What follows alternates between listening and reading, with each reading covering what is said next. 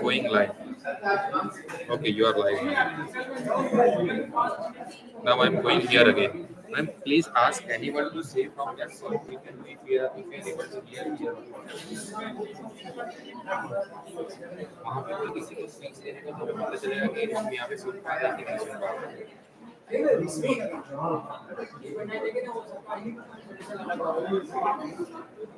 Yes.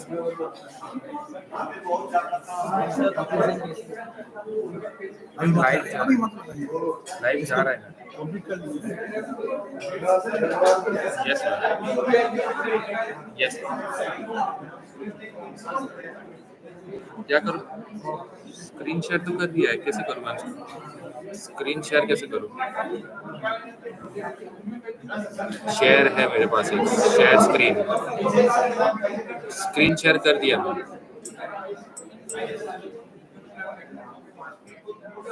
Yes पूरा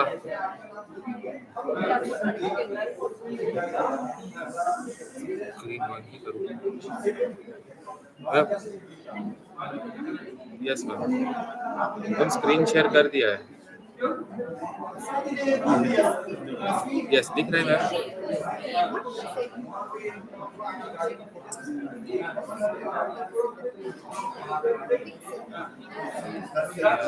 yes ma'am, इसको कैसे शेयर करते हो देख लेते हैं एक बार.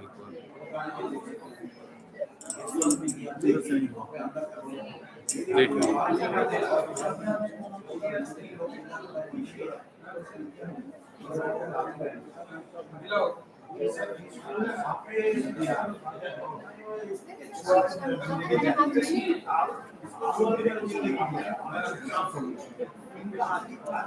Yes, ma'am, send.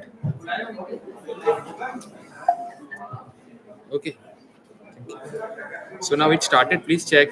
हाँ हाँ मैम, मैंने सेंड कर लिया. प्लीज आप मुझे बताइए कि चेक करके कि हुआ है कि नहीं हुआ.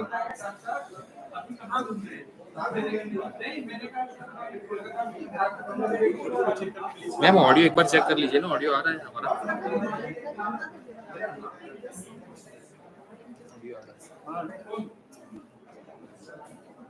सर इसको थोड़ा सा छोटा कर दे सकते हैं. Absolutely.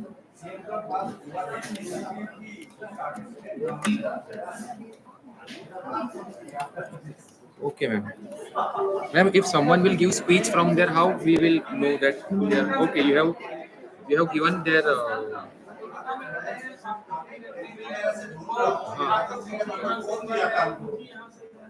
No. If someone wants to give speech from there, there is asking like that. Someone is going to speak.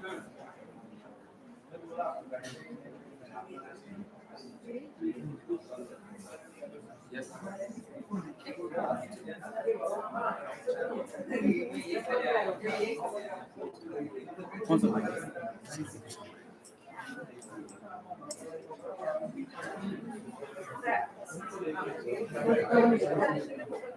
Sir छोटा सर ऐसे इंटर स्कीम है ना सर. इंटर स्कीम कर लिए पहले.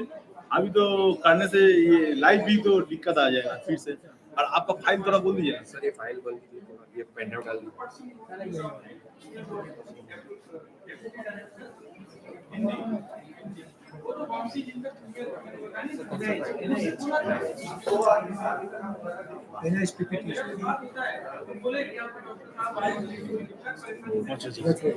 আচ্ছা এটা তো শেয়ার আছে না, ওই জন্য দেখাচ্ছে না. শেয়ার যখন প্রেজেন্টেশন দেবে এখানে করলে অটোমেটিক বন্ধ করো. হ্যাঁ হ্যাঁ, এখানে স্লাইড শেয়ার এটা বন্ধ করো. হ্যাঁ হ্যাঁ.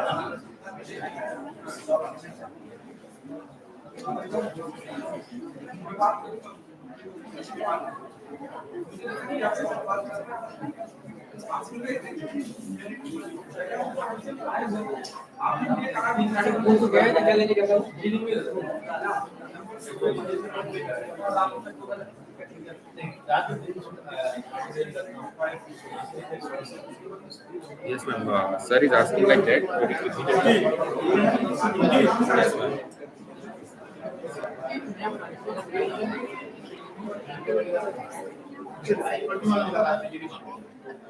Okay, ma'am. Okay, ma'am.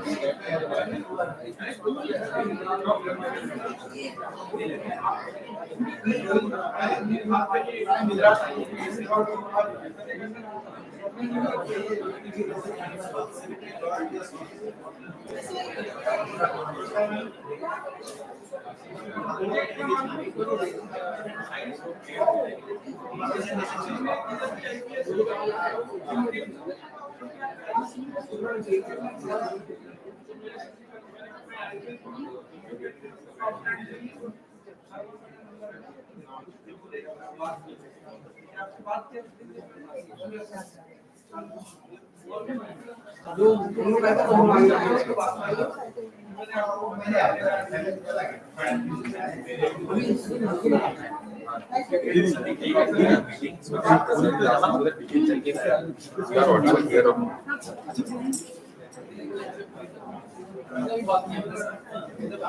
If any participant can speak aloud so that we can hear that if you are. Yes, yes.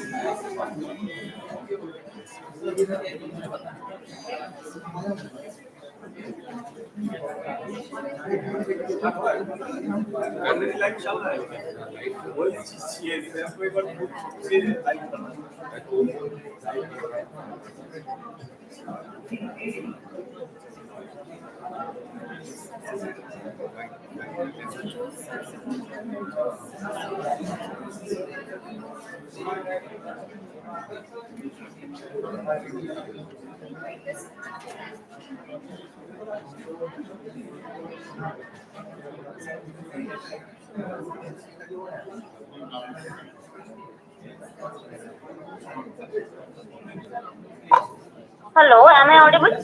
Yes, yes, ma'am. Hello, am I audible to you? Yes, yes, yes, yes, ma'am. You are audible.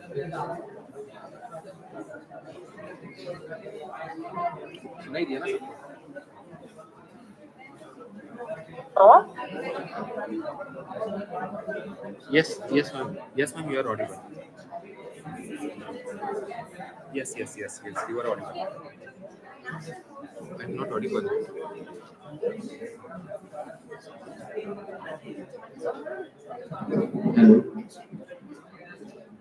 Am I audible?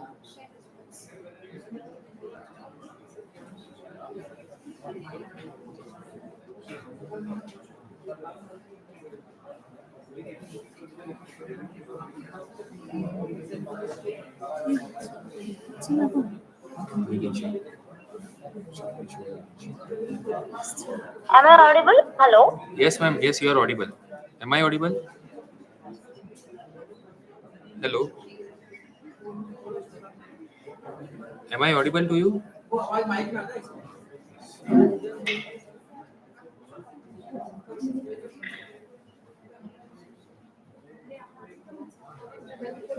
Hello.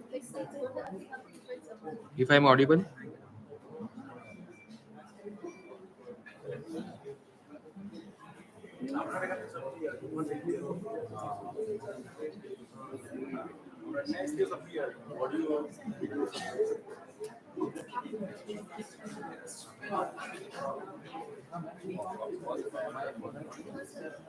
Everything is clear now. Because here, from here, everything is clear. Not mute. Everything is clear. Everything is clear, ma'am. Now I need to check. I think. Yes, yes.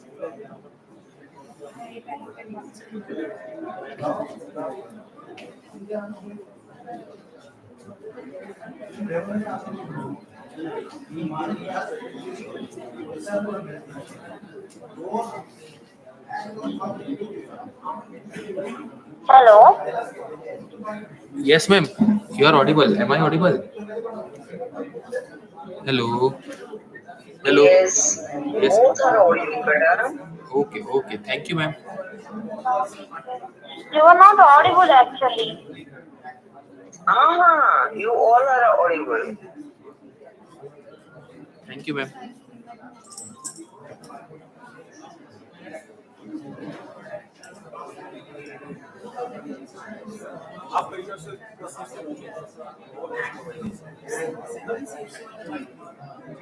If you are not audible, hello.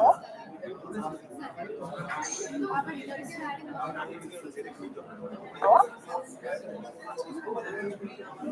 Am I audible to you? Yeah. You are audible, madam. Okay, ma'am. Okay, ma'am. I'll just confirm with 1 second with the technical team also, ma'am. Yes, ma'am.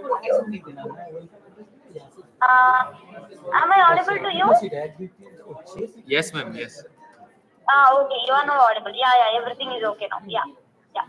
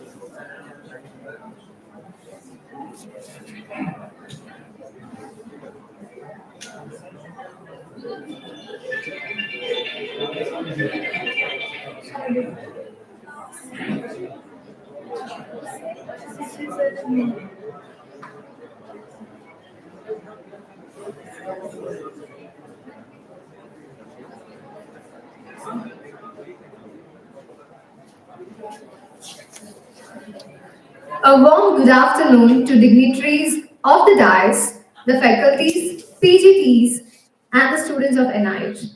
Today we have gathered here to commemorate the National Seminar on Holistic Health and Ayush System, a future roadmap for Viksit Bharat. To mark the auspicious beginning of the today's event, I would like to invite our esteemed dignitaries on the stage, Dr. Narayan Chakrabarti, Dr. Pralay Sharma, Dr. G. Babu, Dr. Jishnu Basu, Dr. Shamit Guha, to light the ceremonial lamp, a symbol of knowledge, wisdom, and enlightenment.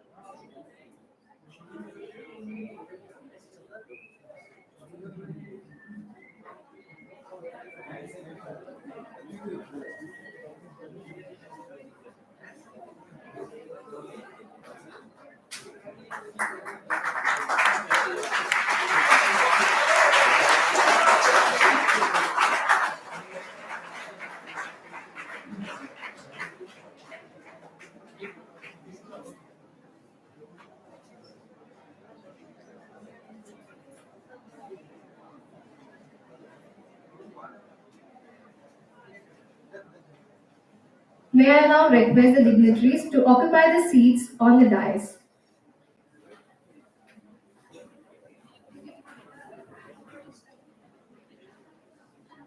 I now request the dignitaries to occupy the seats on the dais. Dr. Narayan Chakrabarti, the President of Vivekananda Vigyan Mission.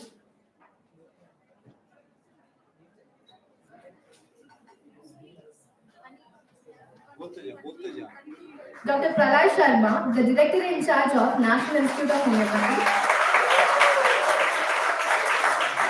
Dr. G. Basu, Director of CARI Kolkata. Dr. Vishnu Basu, the Vice President of Vivekananda Vigyan Mission. Dr. Samit Guha, Secretary of AIHSAYA.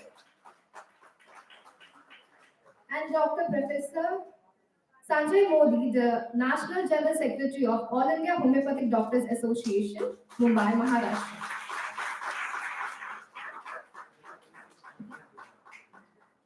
Now, let's begin the program by welcoming the dignitaries on the dais. I would like to invite Dr. Austin Jose to invite Dr. Narayan Chakrabarti, the President of Vivekananda Vigyan Mission, with a floral bouquet. Let's put our hands together to welcome our dignitaries.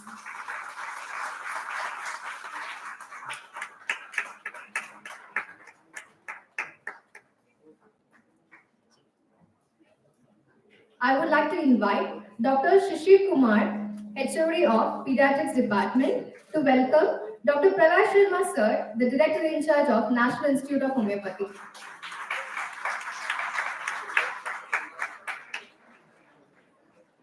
I would like to call upon Dr. Swapal Paul Sir to invite Dr. G. Babu, the Director of CARI Kolkata.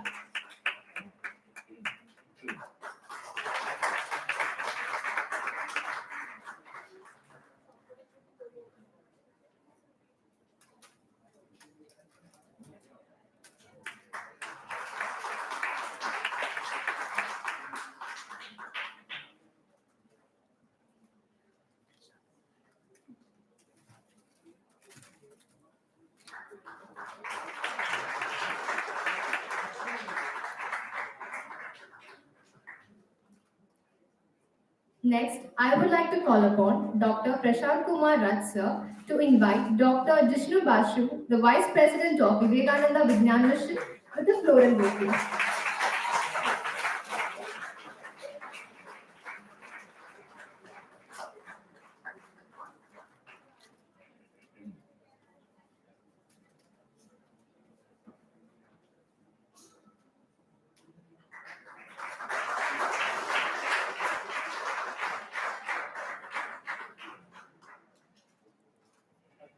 I would like to welcome Dr. Shishir Singh, HOD of Pediatrics Department, to welcome Dr. Shamit Guha, the Secretary of VIBHK, with a floral bouquet.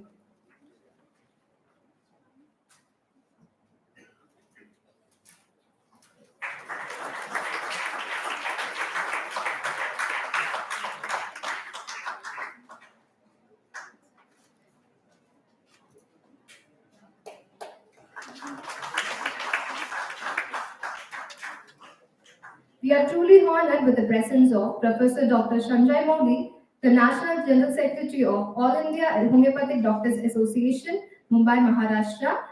I would like to call upon Dr. Austin Jose, to felicitate him with a floral bouquet.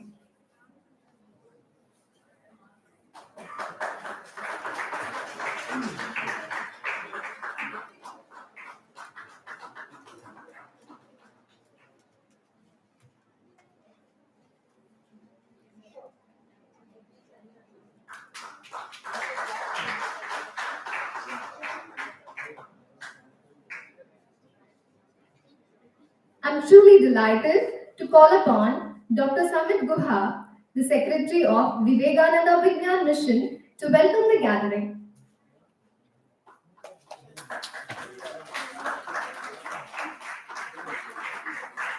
নমস্কার, নমস্তে, মাননীয় doctor Narayan Chakraborty, Padmashri awardee, president Vivekananda Vigyan Mission, doctor Jishnu Basu, vice president Vivekananda Vigyan Mission, doctor Pralay Sharma, director NIH, doctor G Babu, director ক্যারি, Professor Sanjay Modi, distinguished speakers, other distinguished speakers, panelists, dignitaries of the dais, Bigyan Bharati family members, my dear students, ladies and gentlemen. On behalf of Vivekananda Bigyan Mission, West Bengal chapter of Bigyan Bharati, at first I would like to welcome you all to this national seminar entitled Holistic Health and Ayush System, a future roadmap for Viksit Bharat, organized by Vivekananda Bigyan Mission, West Bengal chapter of Bigyan Bharati, and AIHSAYA in collaboration with NIH and CCRH, Ayush Government of India. I would like to thank NIH for organizing this program at this campus.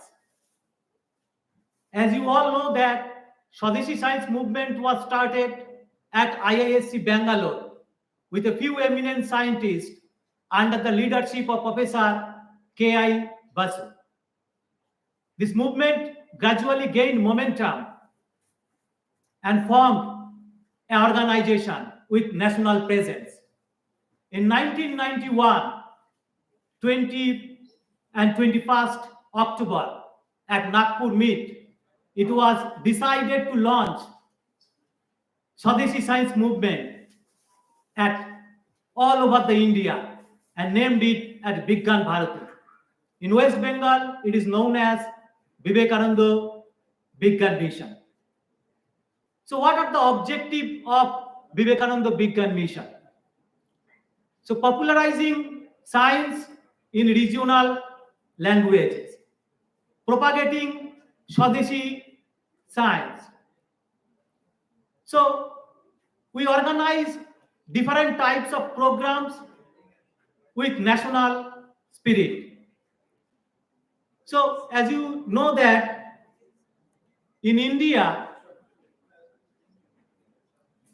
Babu Rajendra Lal, he is the father of homeopathy in India, right? He inspired a lot to Dr. Mohendra Lal Sarkar. Mohendra Lal Sarkar is a second MD, graduated from Calcutta Medical College. As a physician, he treated Bankim Chandra Chattopadhyay, Sri Ramakrishna Paramahansa Dev. At that time, he supported women education because at that time it was rare for higher education for the women, right? So his vision about Indian science and education is really important. He was the founder of first Swadeshi Institute in India, Indian Association for the Cultivation of Science, in 1876. In the same year, in USA, the John Hopkins University was developed for research, right? And in IACS, so C.V. Raman worked, and C.V. Raman received the Nobel Prize in 1930 for physics. At that time, he was at IACS. And my dear students, you probably heard about Yelaprabada Subbarao, right? Yelaprabada Subbarao was a doctor. So he did his undergraduation from Presidency College, then he moved to Madras Medical College. At that time, Mahatma Gandhi's actually British goods boycott, he participated that. And he wore Khadi's apron. Obviously, his surgery professor was unhappy. Although he did good in his written exam, but he has obtained lesser LMS degree. It is not MBBS degree. Then he moved to Ayurvedic college and got a faculty position there. And he really inspired the students, and he has involved in Ayurvedic research. Then he moved to US, right, and worked there. And why I am telling you that, he discovered the function of ATP, adenosine triphosphate. You know, it is in mitochondria, right? It's present in mitochondria. So powerhouse of cells. He also synthesized folic acid, which is really important for particularly for women people, right? He also synthesized another anti-cancer drug there. So with this few words, I welcome you all to this national seminar. নমস্কার, সবাই ভালো থাকবেন, সুস্থ থাকবেন।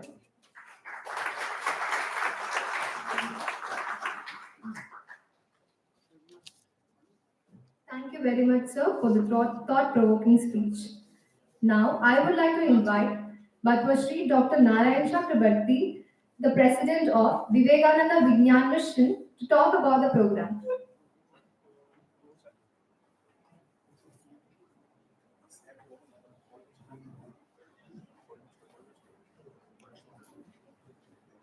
Distinguished guests on the dais and the learned audience,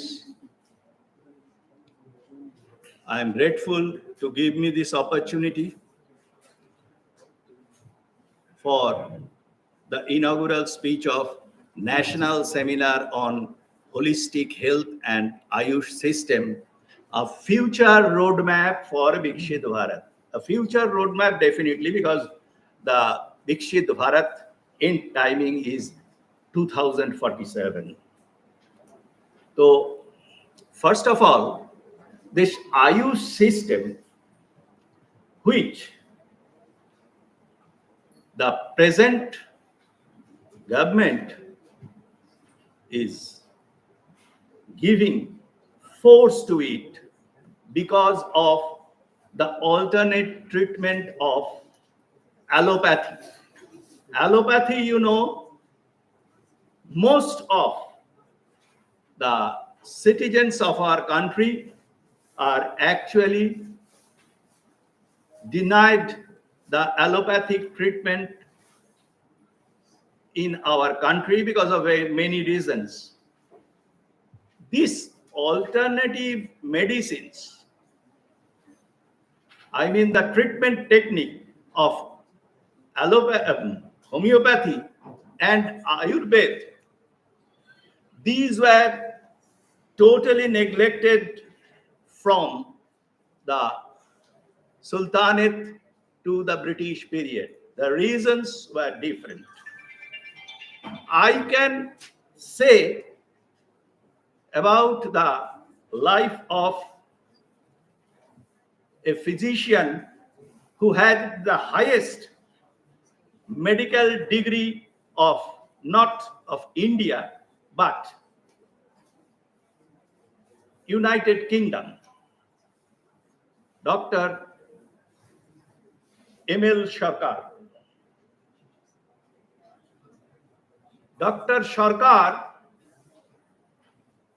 when he saw the writings of Hahnemann first, and then he went through the different homeopathic books and of course the medicines, ultimately he found truth and better technique in homeopathy, and he opted for it. And you know the results. Many of you know, perhaps. The Medical Council of United Kingdom showcaused him, and ultimately his allopathic degree was taken out. He uttered little thing that now I am in true treatment process and I get the better one. Regarding the other part of Ayush, that is Ayurveda, I can say one thing, that even the allopathic institutes of the world recognize the father of surgery in Shushrut and the father of medicine Charak. When the Western world accepted it, there are lots of examples of that superiority. I'm not supposed to discuss all this here. But one thing, the the anatomy part, physiological part of the allopathy as well as Ayurveda, there is no difference. The allopathic medicines, particularly the natural products, they are actually separated out for the real time medicine. And in this case, our Bharat, the greatest of medicinal treatments of allopathy, that is the father of allopathy, Ayurveda, lagged behind because of this separation technique. Why? Because there were lots of handwritten single copy books about the separation in Nalanda University, where Bakhtiyar Khilji destroyed the library, and the burning of the library took place for 3 months. You can imagine how many lakhs of books were destroyed. And afterwards, not even the Islamic invaders and the British, they encouraged to revive that. What we are doing now, even the Ayurvedic institutes, well, of course, with the support of the government of India, that we develop those medicines, that is the separation technique using the most sophisticated chromatographic treatment technique. So these being the allopath has gone to its apex, but these two other methods, that is the homeopath as well as allopath, they have the better utility technique which should be properly utilized by the clinicians in future, and that roadmap is supposed to be made within some years for our Viksit Bharat. For this endeavor, this seminar is dedicated. Thank you very much for listening me.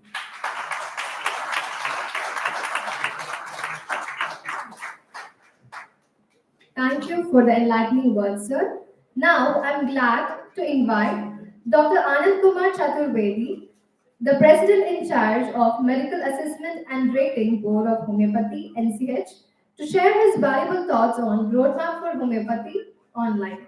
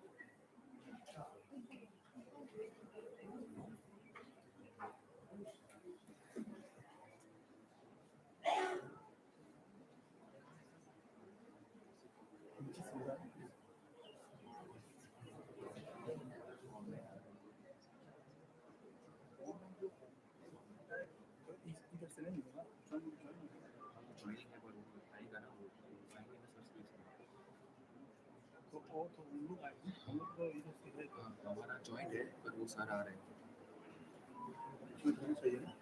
Connected है वहाँ पे direct speech देंगे mic को नीचे कर देंगे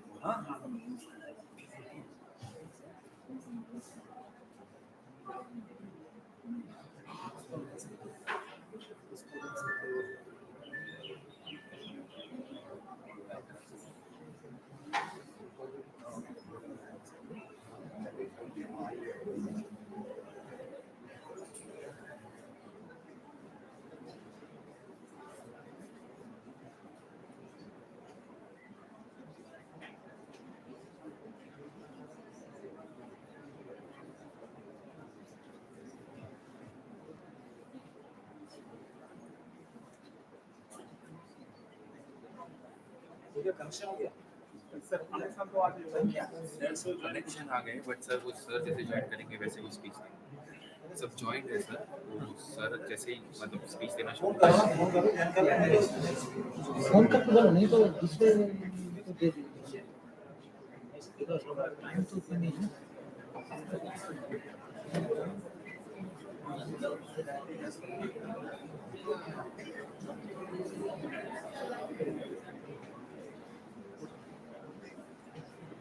next बुला लो फिर उसको नेक्स्ट जो उसका है बुला लो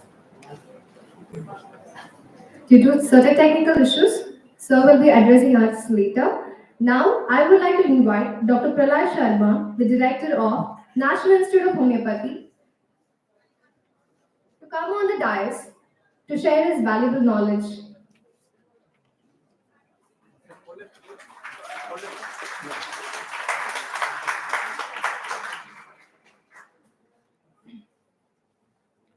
धनो धान्य पुष्पे भरी वसुंधराए हमारी इसमें है ये देश हमारा सब देशों से प्यारा उसे सपनों से सजाया हमने स्मृतियों से घेरा ऐसा देश कहाँ में ढूंढे पाएगा ना कोई सब देश की रानी है ये हमारी जन्मभूमि ये हमारी जन्मभूमि ये प्यारी जन्मभूमि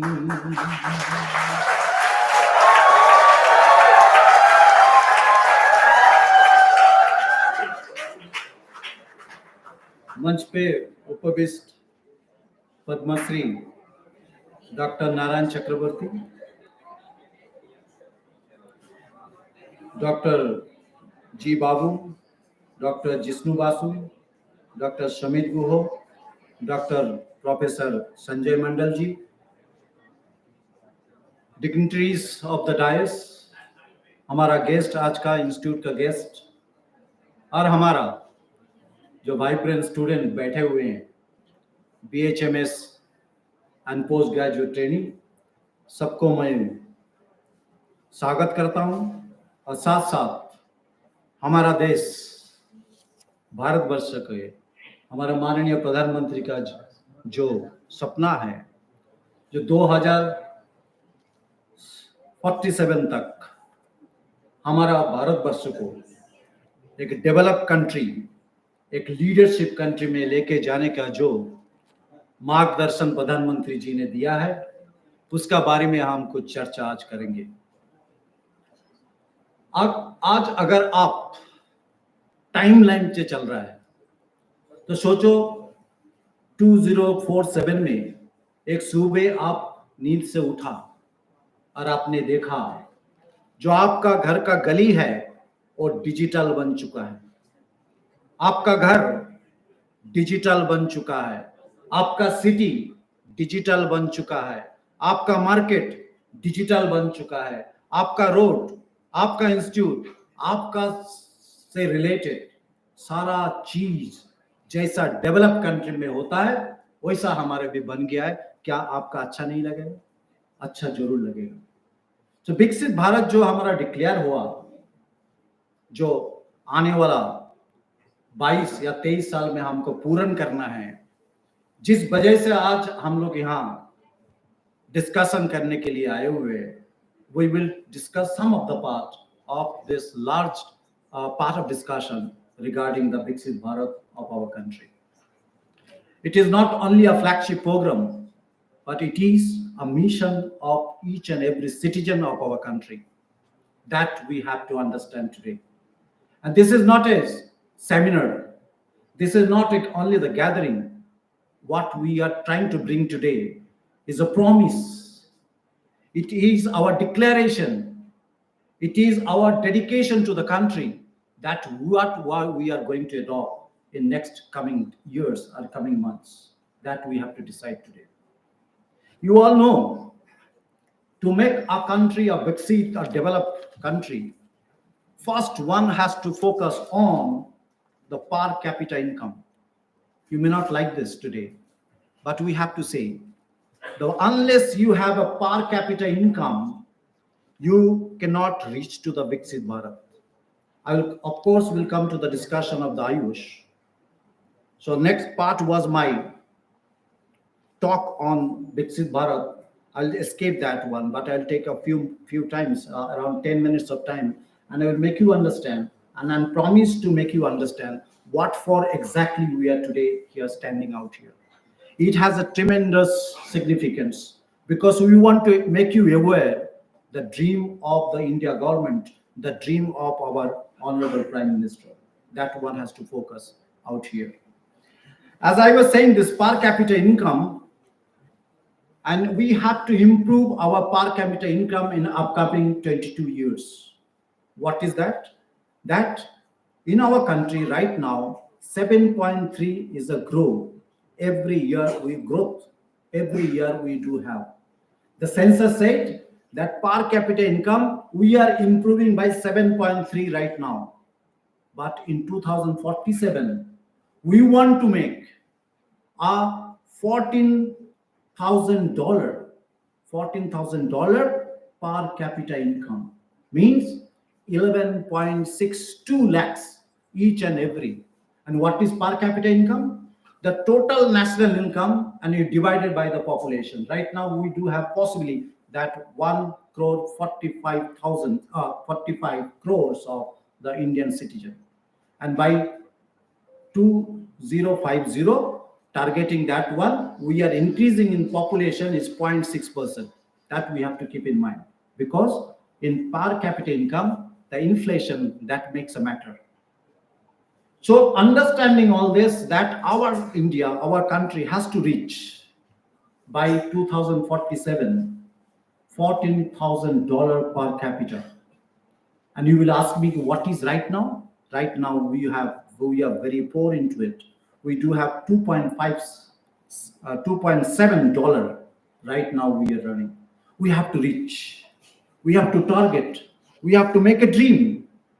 There is one saying in English, dream high. ऊंचा सपना देखना हमारा कर्तव्य होता है, और ऊंचा सपना को वास्तवित करने के लिए आपको मेहनत करना है, और आपको वो ड्रीम को वास्तवित करने के लिए आपका जितना पॉसिबल एफर्ट है उसको आपको देना है. One of the effort we are giving today. So ये हमको पर कैपिटा इनकम का हमारा जो टारगेट है, ये लक्ष्य है, ये हमको करके दिखाना है. कैसे करेंगे? ये असंभव कुछ नहीं है. हमारा जो मार्गदर्शन देने वाला वो मार्गदर्शन देते गया और आगे भी देते रहेगा. हम उनको मार्गदर्शन में ये उनका जो भावना है इसको हम पूर्ण करेंगे. नेक्स्ट फैक्टर आता है जीडीपी.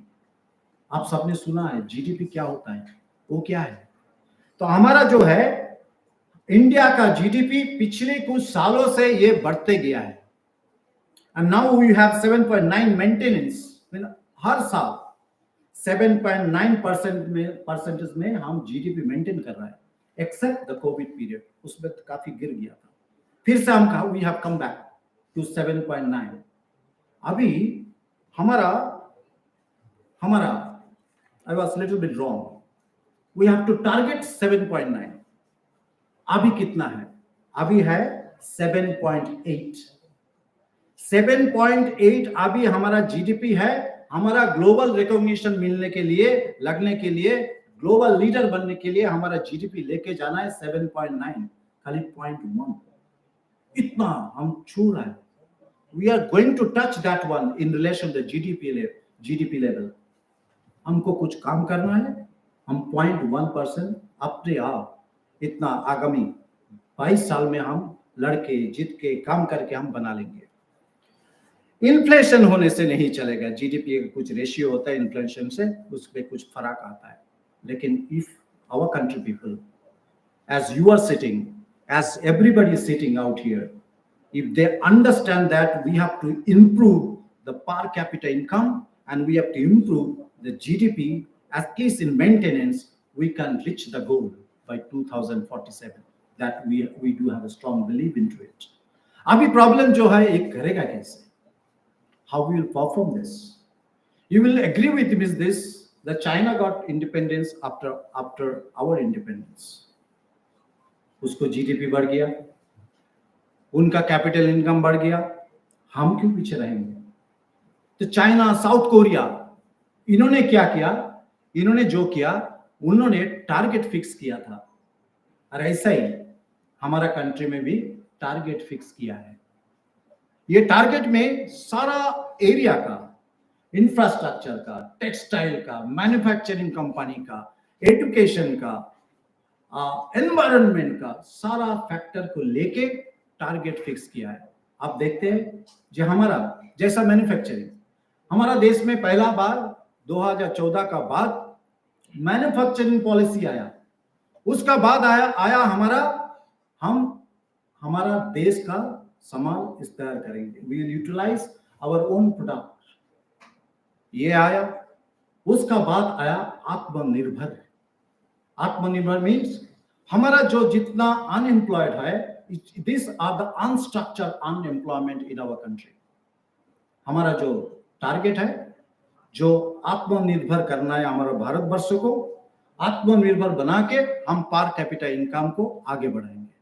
हमारा टारगेट है जितना पॉपुलेशन है 35 इयर्स के नीचे, उनके लिए हमको कुछ प्रोग्राम लेके आना है. कैसा प्रोग्राम करेगा? प्रोग्राम आप देख रहे होगा, सारा दुनिया में, हमारा भारतवर्ष में चल रहा है स्किल डेवलपमेंट. हम चाहता है कि स्किल को डेवलप करें. आप सुनिएगा, बांग्लादेश, वो टेक्सटाइल में हमारा देश और बांग्लादेश साथ साथ चलता था, लेकिन आगे बांग्लादेश आगे चला गया है. Because the man power, the labour cost, Bangladesh is less. हमारा कंट्री में पॉपुलेशन इतना है, ये लेबर कॉस्ट हमारा देश में भी कम है. तो उन्होंने क्या किया? टेक्नोलॉजिकल फास्ट टेक्नोलॉजी के चेंजेस किया. जैसा टेक्नोलॉजी को चेंज किया, मैन पावर आ गया. टेक्सटाइल में वो सारा विश्व में वो कमांड कर रहा है. छोटा बांग्लादेश जो बहुत सारा में बहुत कुछ मुद्दा उठाता है, बोलता है हम आगे बढ़ेगा, हम मिसाइल करेंगे, कुछ नहीं है ऐसा, लेकिन टेक्सटाइल में वो है। तो क्यों ना हम भी ऐसा ही टेक्सटाइल जैसा, जहां पे हमारा देश में इतना मैन पावर का कम खर्चा होता है, उसको हम यूटिलाइज करें। इसलिए भारत सरकार ने निर्णय लिया, चलो एक स्किल डेवलपमेंट मंत्रालय निकालता है, जहां से आप देख रहे हैं सारा देश में, सारा राज्यों में सारा स्किल डेवलपमेंट चल रहा है, जहां पे टेक्सटाइल से शुरू करके हमारा एनवायरनमेंट से शुरू करके आईटी सेक्टर से शुरू करके सारा में स्किल डेवलपमेंट का पूरी काम चल रहा है, so that we can reach our goal by 2047। बहुत लंबा डिस्कशन है, बहुत लंबा डिस्कशन चलता रहेगा। our dignitaries are sitting out here, they will share their view, पर जो हमको बोलना है, जो आयुष सेक्टर में आयुष मंत्रालय से जो हमको करना है वो है ये समझना है, आयुष सेक्टर अभी पीछे बैठने वाला सेक्टर नहीं है। आयुष सेक्टर ये नहीं है चलो वो भी है ये पीछे बैठा है, चलो we are subsidizing the Ayush system.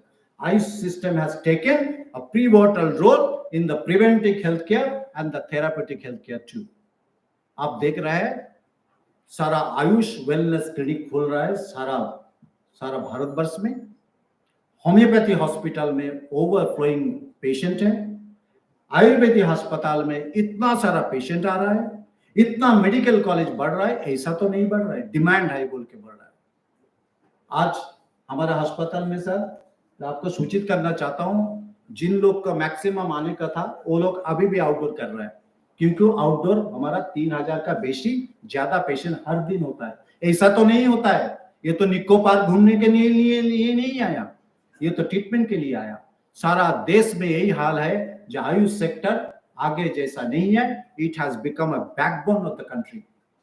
Ayush sector हमारा इतना अच्छा चल रहा है, जिसको कुछ पॉलिसी में हमको सुधार लाना है। ये सुधार लाने से हम each and every individual Bharatvarsh के जितना पॉपुलेशन है उसको स्वास्थ्य का हम सुरक्षित रखेंगे। लास्ट ईयर हमारा था रिमाटोलॉजी में नेशनल आयुष मिशन का जो परिक्रमा था, इस बार मेटाबॉलिक डिजीज में आया। जितना मेटाबॉलिक डिजीज है उसको हम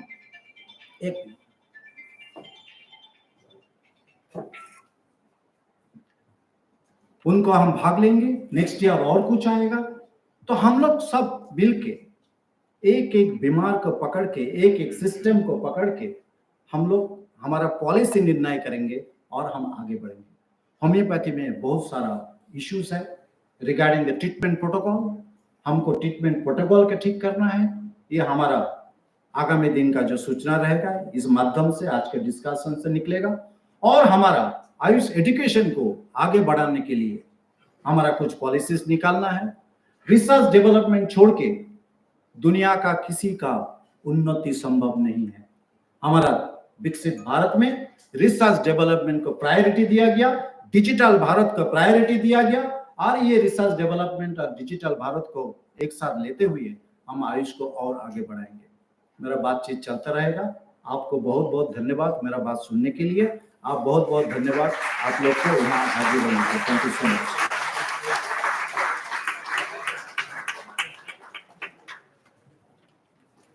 Thank you very much, sir. Your speech was incredibly insightful, as it has always been. It's my honor and privilege to invite Dr. Anand Kumar Chaturvedi, the President in charge of Medical Assessment and Rating Board for Homeopathy, NCH, to join us online and share his valuable thoughts.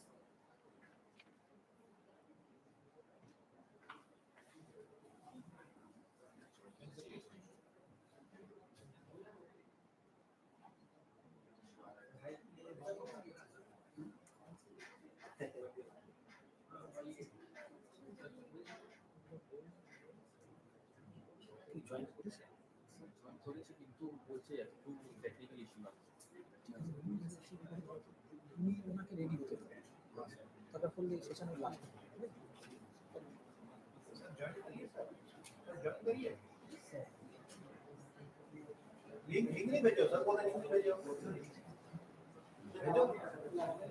छोड़ दीजिए ना, दूसरी बुला लीजिए।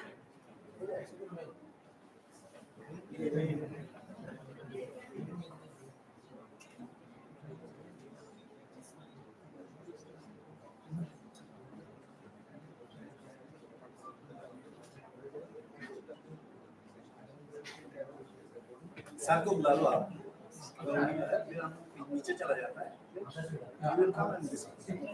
ये होने के बाद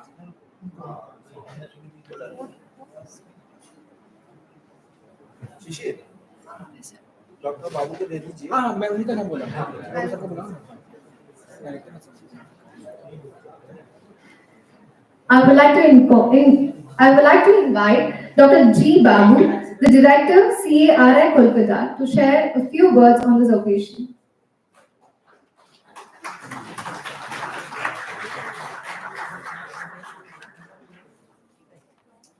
नमामि धन्वन्तरिमादिदेवं सुरासुरैर्वन्दितपादपद्मम् लोके जरारुभयमृत्युनाशं दातारमीशं विविधौषधीनाम्. A very good morning to all, very good afternoon to all of you, distinguished dignitaries on the dais, respected organizers from Vivekananda Vigyan Mission and All India Homeopathic Students and Youth Association, esteemed faculty members, officers from NIH and CCRH, eminent scientists, invited speakers, researchers and enthusiastic students. First and foremost, I express my heartfelt gratitude to the organizing committee for inviting me as a chief guest at this prestigious national seminar on holistic health and Ayush system, a future roadmap for Viksit Bharat. It is indeed an honor to be part of an event that envisions aligning India's traditional wisdom with the modern health framework to create a truly self-reliant and health-empowered Bharat. The theme of this seminar is not only thought-provoking but deeply significant in the current context as we strive towards a developed India, Viksit Bharat, by 2047. The integration of our Ayush systems, particularly Ayurveda, Homeopathy, Unani, Siddha and Yoga, with contemporary healthcare has the potential to redefine public health outcomes. The organizations like Vigyan Bharati and its West Bengal chapter Vivekananda Vigyan Mission have played a pivotal role in the fostering a scientific temper grounded in Bharat's cultural and intellectual ethos. Their long-standing efforts in popularizing science through regional languages, encouraging innovation among the youth, and celebrating India's luminaries in science like Acharya P.C. Rai, J.C. Bose, and Dr. Mahendralal Sarkar are truly commended. I am delighted to know that this seminar is being organized in collaboration with National Institute of Homeopathy, Central Council for Research in Homeopathy, and the Ministry of Ayush, a testimony to the collective commitment to scientific advancement within traditional medical systems. As the Central Ayurveda Research Institute, Kolkata, under the aegis of CCRS, we are also continuously contributing to the clinical, preclinical, and drug development research ecosystem. Our institute is well equipped with state of the art departments like pharmacognosy, pharmacology, microbiology, botany, biochemistry, and toxicology, all working in unison for the scientific validation and promotion of Ayurveda. I would like to extend a warm invitation to all participant institutions, especially students and researchers, to collaborate with our institute for internship, training, and joint research. Let us work together to create an evidence-based framework for Ayush systems that can be scaled nationally and globally. It is heartening to witness the convergence of students, researchers, and academicians from multiple disciplines here. I urge the youth present today to take inspiration from this platform and carry forward the mission of integrating India's traditional knowledge with modern science to serve humanity better. Once again, I thank the organizers for this honor. I convey my best wishes for the success of this seminar and hope it serves as a meaningful milestone in our journey towards Viksit Bharat through holistic health. Thank you. Jai Hind.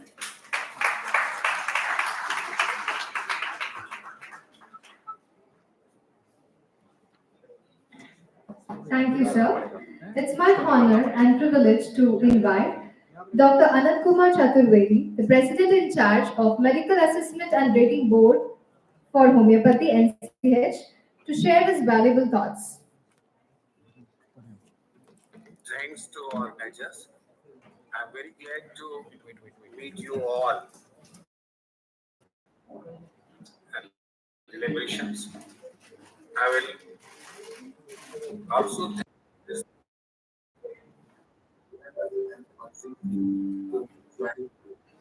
and also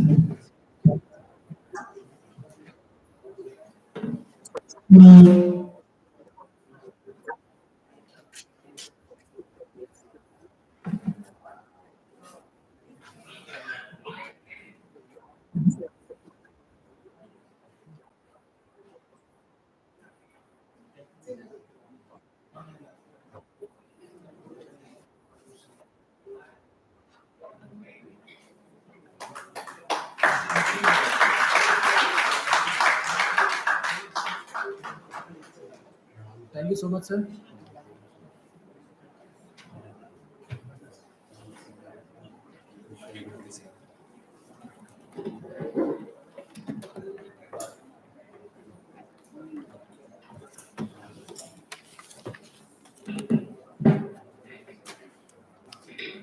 Thank you very much, sir.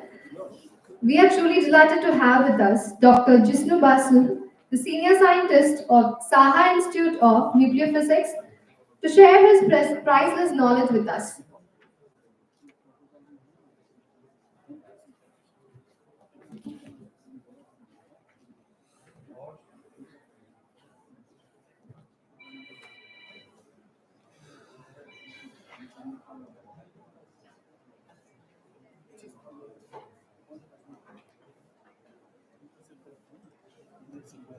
नया नया image दिया है इन्होंने.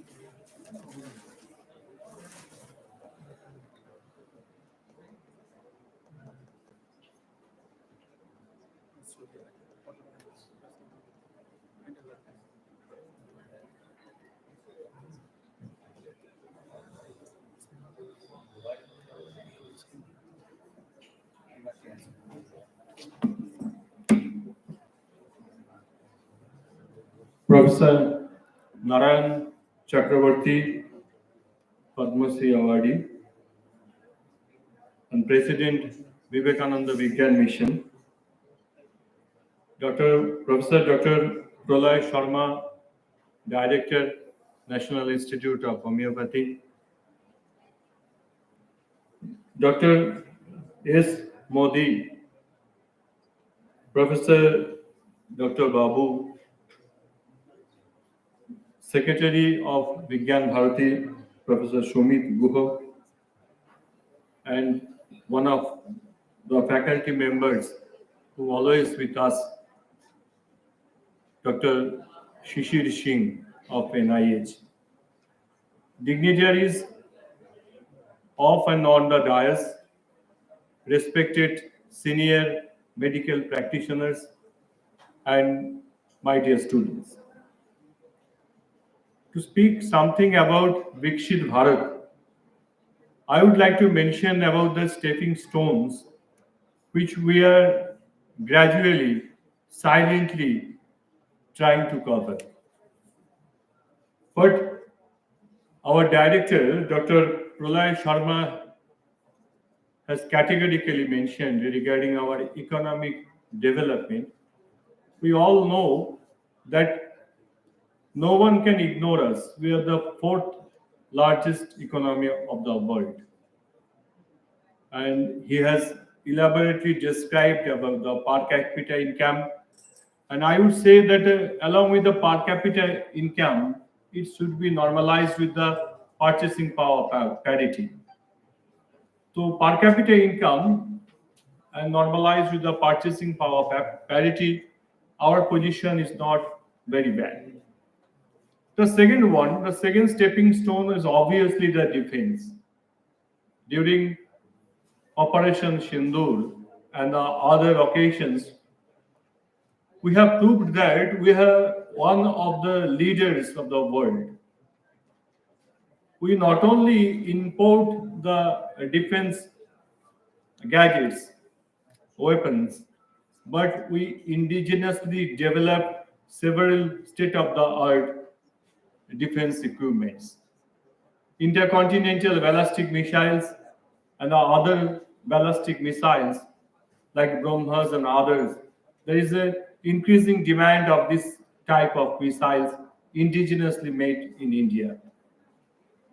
We have also developed a nuclear submarine in our country. We can target the satellite.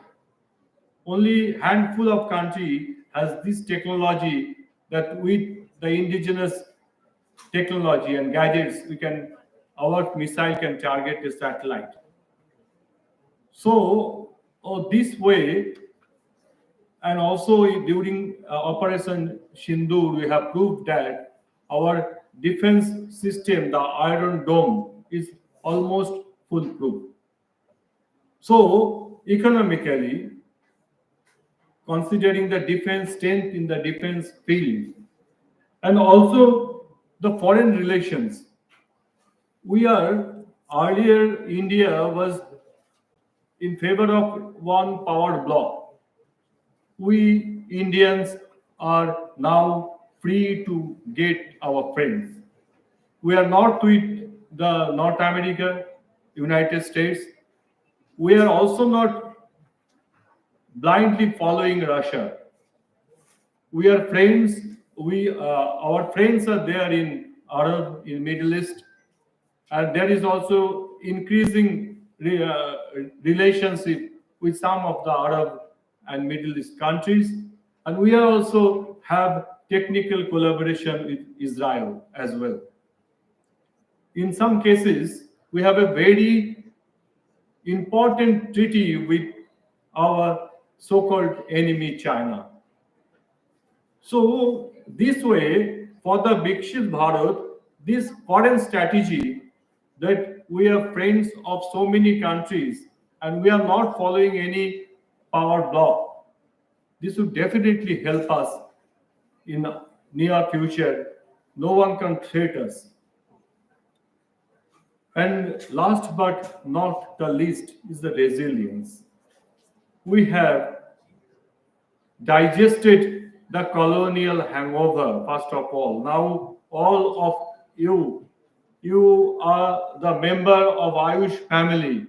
We are not exactly blindly following the colonial teachings. We have come out from the colonial hangover. Now, the young students and the youth folk of our country, they are not blindly following the British culture and the colonial things. They know that we have our intrinsic competitiveness. They are not eager to get out and getting some small or any job in United States and other European countries. Some people are also getting back after having their education properly. So this is a new trend. We have 60 crore of working youth population. This is largest in the world. And these people, they have the self-confidence and they don't blindly follow the colonial teachings. This is another thing. And another very important thing is that we have overcome our colonial period. We have also digested the problems and hurdles of partition. We have poverty. It's true that a major portion, a significant portion of our population, they still don't get 2 square meals a day. We should also understand that we are sending intercontinental ballistic missiles, we are making Iron Dome, and some of our countrymen, they are not getting 2 square meals a day. This is a big challenge for us. And here comes the intervention of Ayush, intervention of homeopathy and Ayurveda. And the people from all over the world, they are accepting this advertisement. If you see this advertisement, I found this advertisement in an intra-continental flight of Lufthansa in Europe.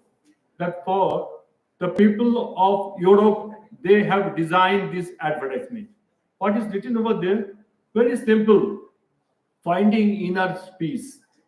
That is yoga, which was developed and has been brought from India. That people through all over the world, they are understanding that the yoga is the only way to getting inner peace. The yoga is the only option. For other destinations, Lufthansa. If you would like to go to inner self, this is yoga. For all other destinations, this is a Lufthansa. So, this is, I think, one achievement of Ayush. This way, the world has started accepting our understanding and our research and our sadhana in very precisely.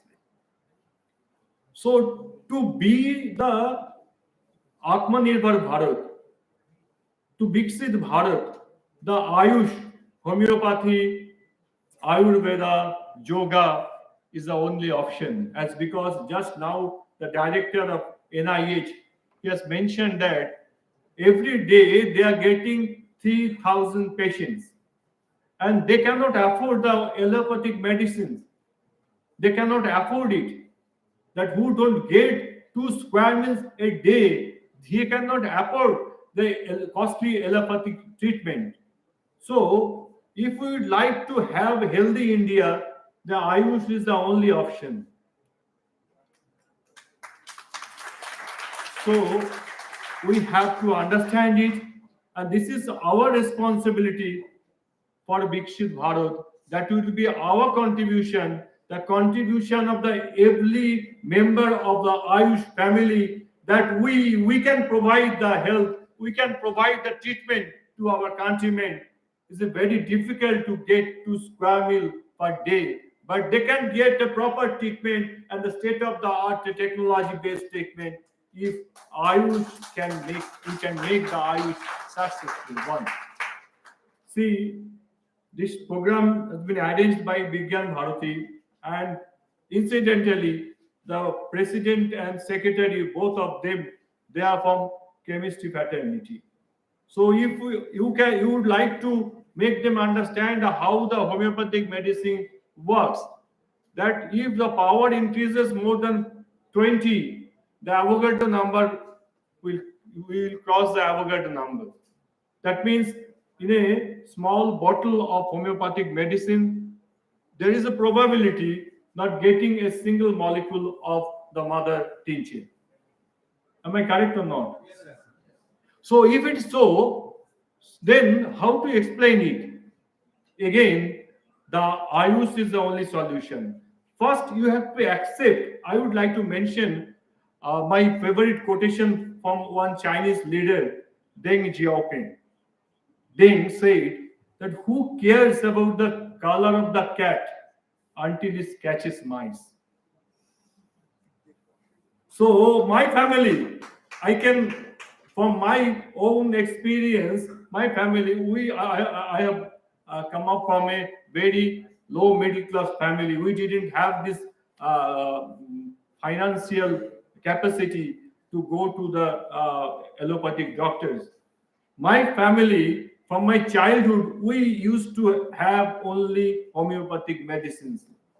If it serves the purpose, then that is your problem, the problem of the Kantian philosophy. Actually, the chemistry and physics, they are presently following the Kantian philosophy. You have one model, and then you have one simulation. You can simulate in this model, and after simulation, you are getting the example, and from these examples, you are getting formulae, and you are fitting your result in the formulae. There is something in Ayurveda when the Charaka, he was asked by the king that in your lifetime, how did you get the medicine value of more than 3,500 herbs? What Charok said was very important, that I didn't organize, I didn't arrange any experimental things to get the medicine value.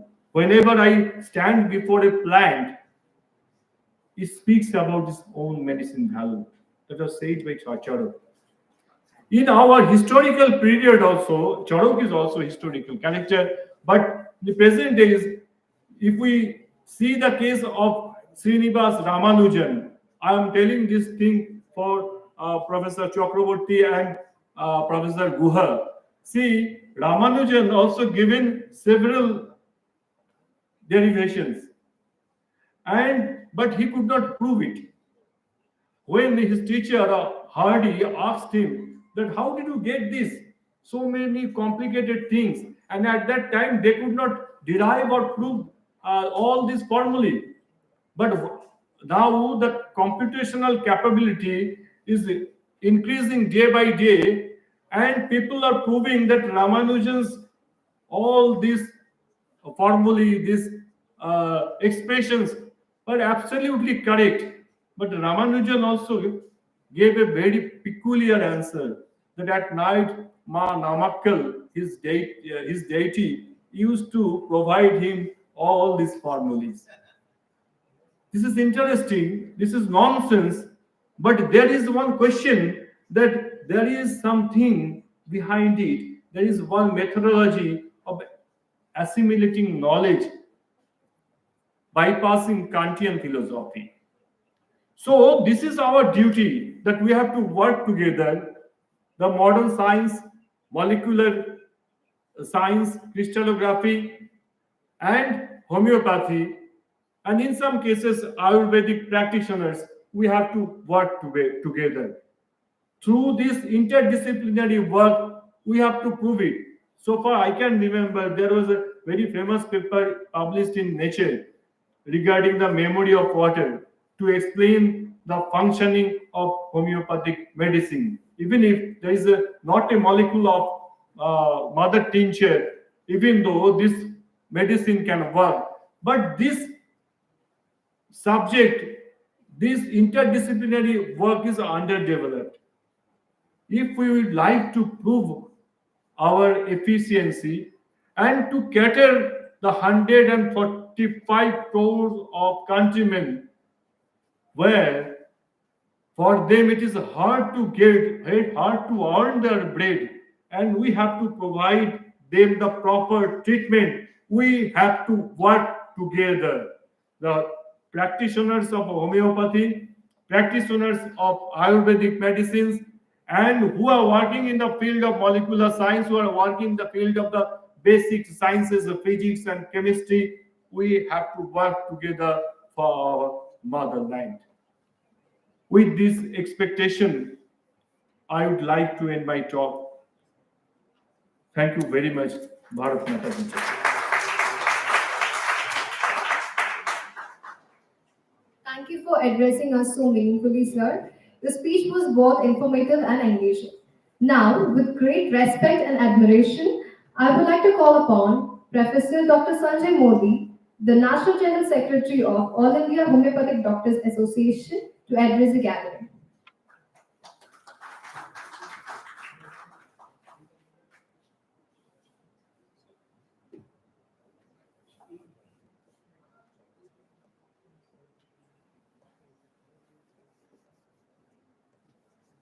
So good afternoon, all of you.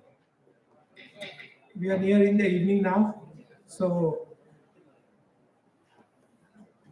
with due respect to all the panelists who have given us understanding and knowledge about, the Viksit Bharat, I definitely am a proud citizen of this country.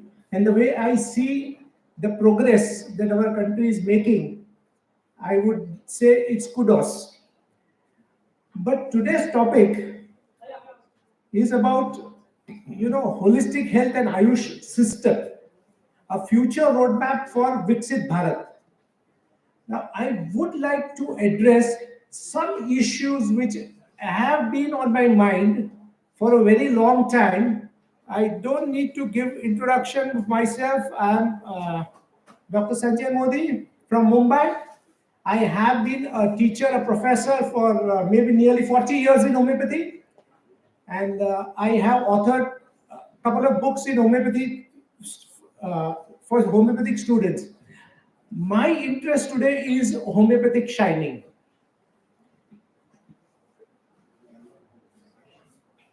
India definitely is on run.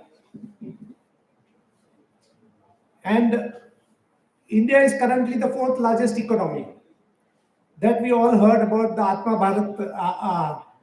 Atmanirbhar Bharat being responsible for that. Now, Ayush, we all know, is an acronym for the umbrella under which different complementary and alternative forms of medicine, that is CAM, works. Now, this is run under the flagship of the government of India. Why I put up the topic here, CAM, is because I don't like us being addressed as complementary or alternative. When you say complementary and alternative, it means that something else is more primary. Hello, do you understand this? That when you say that you are a secondary system, that means we still value something as a primary. So I feel that Ayush should probably not be carrying the CAM acronym. That is what has been there on my mind, and I'm taking liberties. There are a lot of liberties I'm going to take today because it has been there with me for a very long time. So definitely, collaboration is a key to success. In today's generation, we need to collaborate. And whatever the last doctor had said, that it's very important that the collaboration has to be amongst equals. And that is why Ayush has a lot of, probably forms of medicine which are equals, so to say. So we need to collaborate because that's the age of it. Hahnemann, I say, was a visionary, and he was definitely a missionary too. Because if we probably read the first aphorism, he made it very clear. He talked it as the physician's high and only mission. See, what happened is, Hahnemann had already labeled those who practiced homeopathy as homeopathists In spite of that, he chose to start his first aphorism by saying, physicians high and only mission. So Hahnemann was open to a lot of such, maybe faculties that join up, and that is why in the later parts of after 285 aphorisms, you see a lot of things which he is talking of, which go and help us in treating patients. That was because he probably foresaw the need for Ayush, so to say. So Hahnemann had the vision to incorporate, collaborate a lot of other faculties which were prevalent at his time. Magnetism, maybe they might be outdated at that time, but he still wanted that to be a part of the same umbrella. So I would not go into all those things, because you can read the vision that Ayush has it. But I want to put up the fourth part of it. Ayush says that to improve educational institutions for imparting quality education. Now, this is what would be my stress, because as I told you, I have been teaching for the last 40 years. I have been witnessing 40 generations of homeopaths under me. So I still feel that there is a lot to be done as regards the fourth point, where Ayush still has not been able to fulfill the fourth part of it. And that is to improve educational institutions for imparting quality education. I will tell you why I say so. And today, I feel those who are now studying homeopathy seem to be exactly at the right time, at the right place. The way, maybe 40 years back, if I refer to myself as being homeopath, nobody knew that I was, what is homeopathy? My God, those so difficult days we have gone through.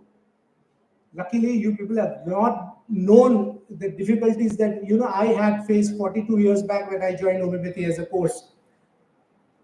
So, I feel that today there has been a push by the government itself.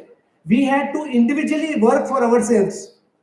We had no institutional supports. But here, at least as far as the governmental, political will is there, you have a lot of support for yourself. So it looks like that today, those who are now studying homeopathy seem to be exactly at the right time, at the right place. But the question is, are they? That's exactly what I'm going to address. Because, as we see Ayush, yes, there are, multiple,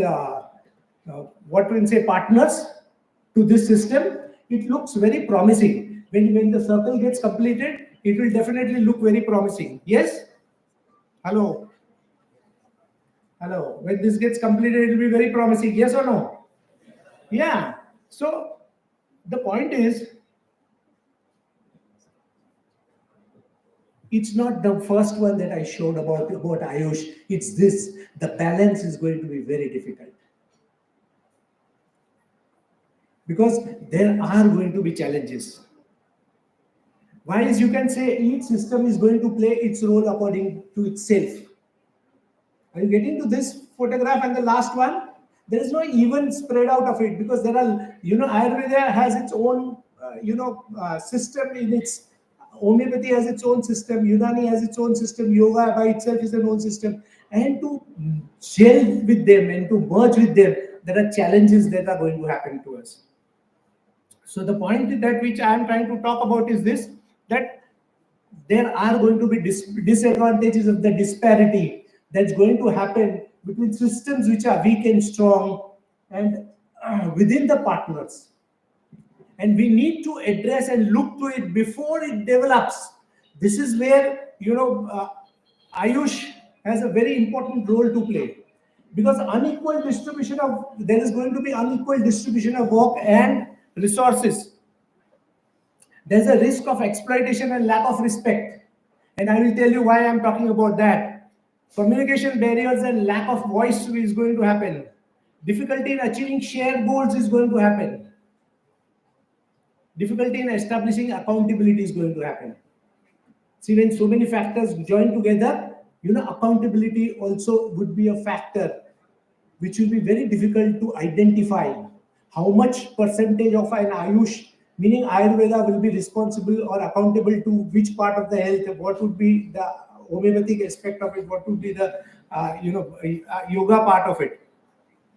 So, homeopathy is one of the partners of Ayush in providing holistic health. We all know that. We are all a part of it. And unfortunately, the way I see it, I find that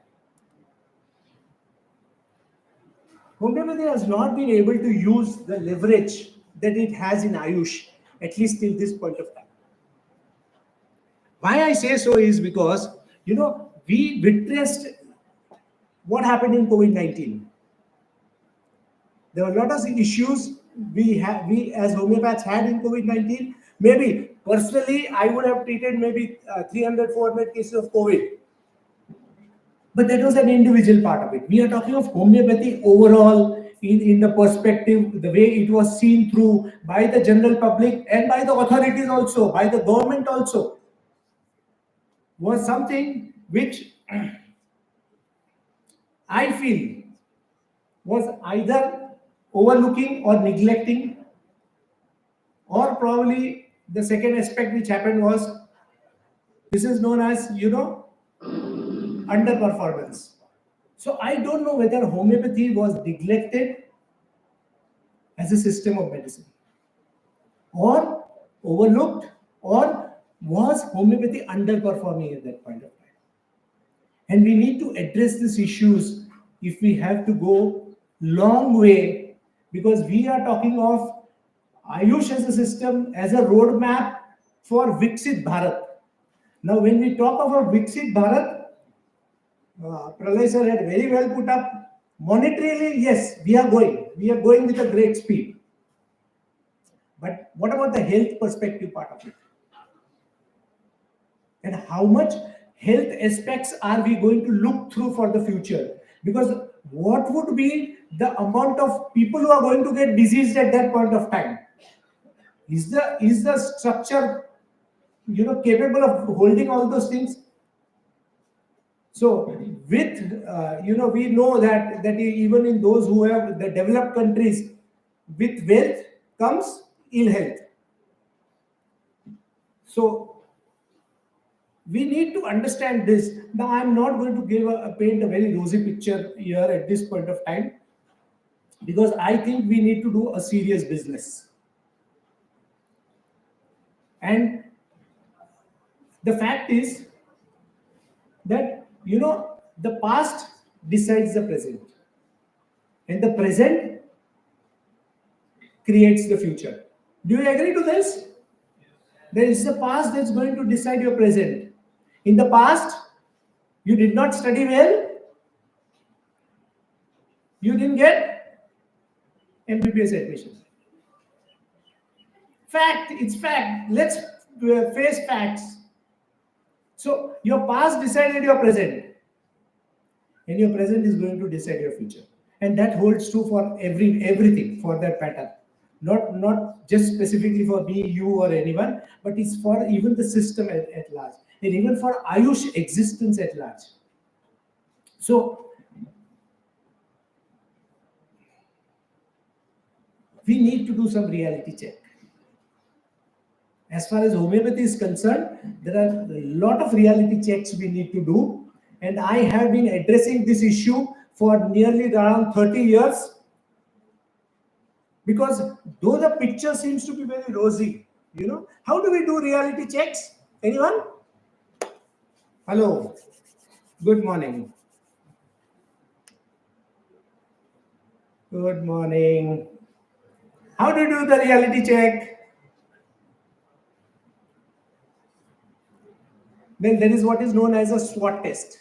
If you want to check your reality in your life, where you are, what direction you are going to go, you need to do a SWOT analysis. And that SWOT analysis is talked about as strength, your weaknesses, your opportunities, and your threats.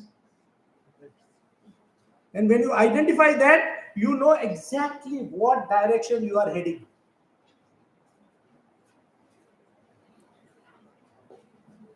My students would say, oh, if I would have done that before my 12th standard, I would have changed the future. So we need to do some reality check. And a SWOT is one of the, taken up. It is accepted even at the management level, at all the levels, that we do SWOT analysis. So let's do some SWOT analysis of homeopathy as a branch of medicine. Yes, are you ready? Yeah, okay.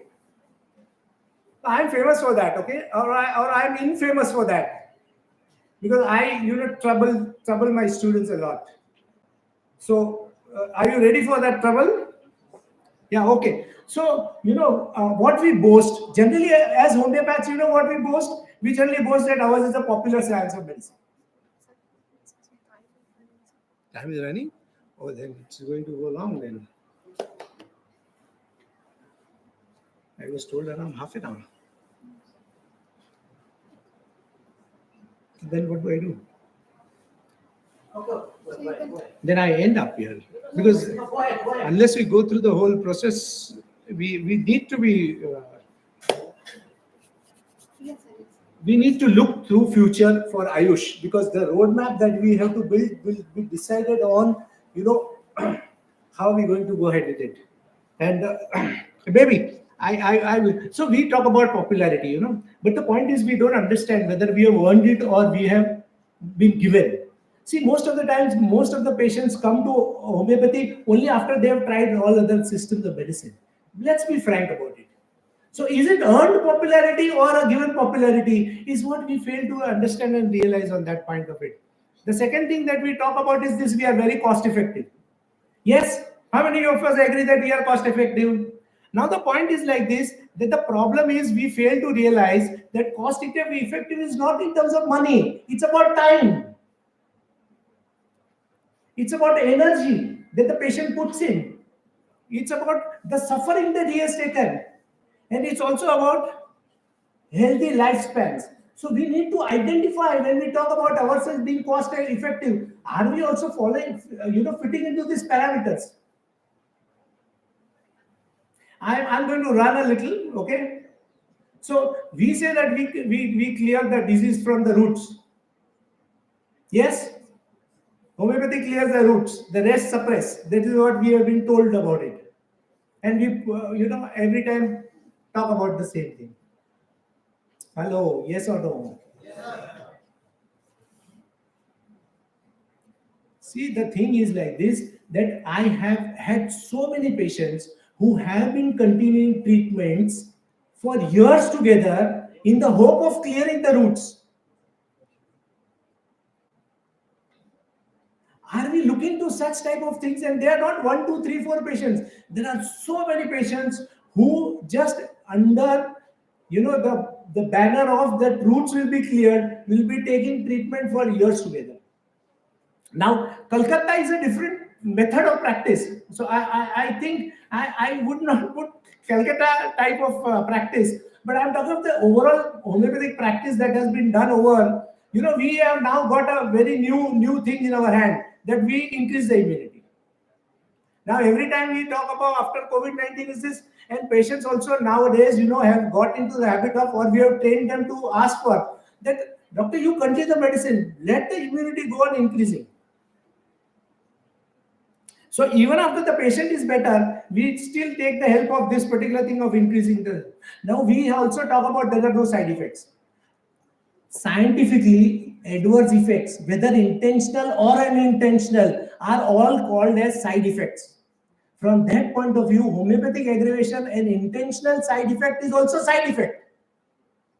Are we willing to accept all those facts that has been worked up by, the overall understanding? Because we are talking of a language which is 300 years old. Now, what do we ignore? So what is our weakness? So this is what the strengths were. But are we really that, having that strength? So what do we ignore? So what are the weaknesses? Homeopathy is slow. It takes time. And everybody is happy. Doctor take time but remove from roots. And we are also happily taking, yeah, we'll take time, we'll remove the roots. Doesn't work. Because this is the age which I say of rapidity. You know, people want instant success. You want instant success? Instant money? Instant name? Yes or no? Why should the patient suffer for long, and why should he wait for long for the cure to happen? When everyone wants instant things, you want a speed from 2G to 5G. Why? Instant download.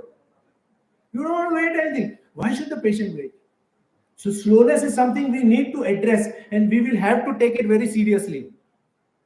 The other thing is, you know what we again is, you see this maybe. What is it? We are uncertain when we give a prescription also.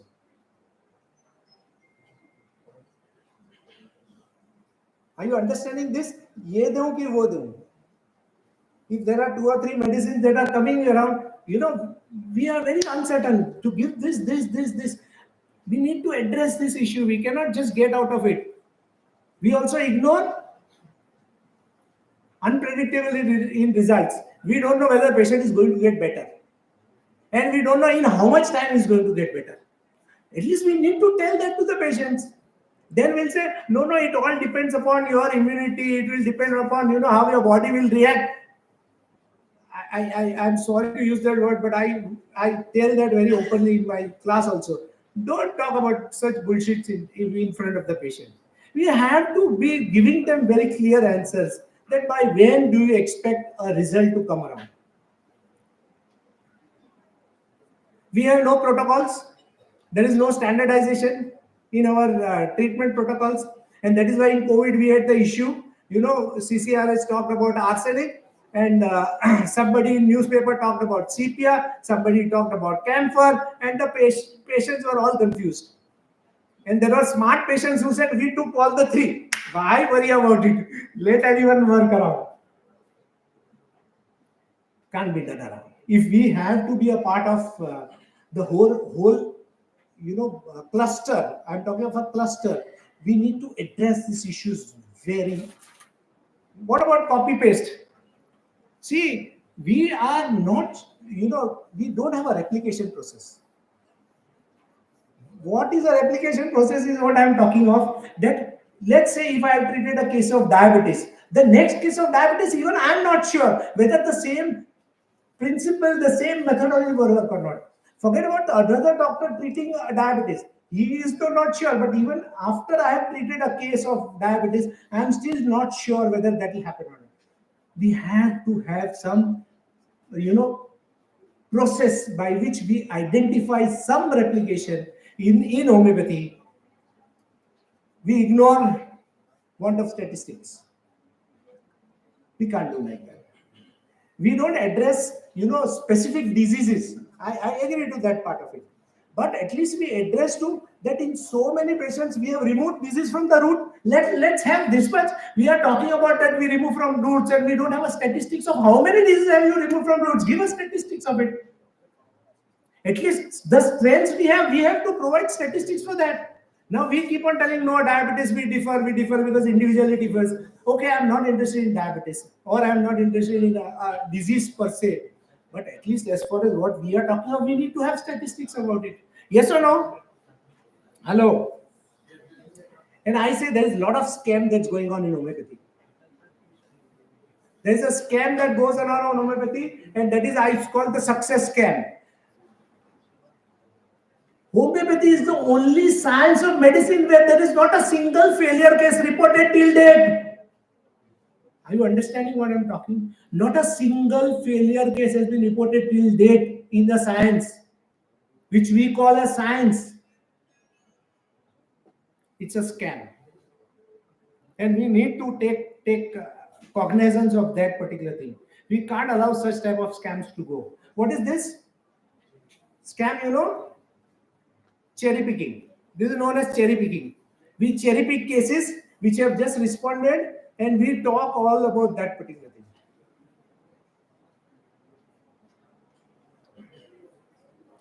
We have claims that are much bigger in proportion, I don't know whether you knew that or not, but FDA in USA, gave a notice to one of the doctors in India, in Nagpur, because he claimed that he was treating COVID-19 and he was giving medicine sending across as treatment for COVID-19. We should stop doing all such type of things, People don't take it seriously. Because such type of things definitely, I don't think anyone who is reasonable and intellectual would probably tend to believe. One of the scams that is going on is we are more personality driven. We are still, homeopathy still now is a personality driven, science. We still hold on to, see, if you see physics have moved from Newton, Einstein to Heisenberg to, bootstrap phenomena. They have moved out. We are still with Kant, Clark and Roberts. Who Baba Adam ke zamane ke, 150 to 300 years old, they talk a language which saying so that vital force is a vacuum. For a science student, you teach them that vital force is a vacuum, still personality driven. And one of the other scam is, which is very important, what is this? Can you see this? We don't want to listen to our criticism. We hate criticizers. Now, for any science to grow, it is a good thing. It's not, constructive criticism is not bad, but we take all criticisms as destructive criticism. You give me less time. There are a lot of things I had to talk. Let's face the reality. It's time we face the reality. Because only then that, what happens is, the problem in homeopathy is, we are paying the cost of an outdated software. And if you probably, I don't know whether you had it or not, but you have a slow phone and a fast phone, you are still with a slow phone, a 2G speed. So the setup files are corrupted. We need to obtain a new copy of the program. The future goals are, as far as, Viksit Bharat, as far as Ayush system is concerned, it's there that with rights, when we want rights in an Ayush system, we have responsibilities. And that responsibility is what one of the panelists said, efficient and effective system, which is replicable. And the good news is, it is possible. I am telling you this very clearly. It is possible to overcome everything. The only thing that we need to do is we need to do a factory reset. It's a wake-up time. Because we need to do this. It's time for a review now. A time to upgrade. And we should not, worry about the disorientation that we have gone into. It's still time that we can reorient ourselves. Because I'm so sure, when the system started, it was well oriented. I'm telling you, till Kent's point of time, if you see till Kent, the system was very well oriented, was very well accepted, no problems. After that, we went into a spin. There was a disorientation that has happened, and it's time that we need to reorient ourselves. It's time to rebuild. Because if we are looking to future, I see homeopathy as one of the important pillars of Ayush system. It is an important asset for Ayush too. And it can play a giant role in shaping the future of Ayush and health dynamics. Provided we correct our education system by providing true perspectives and authentic foundation.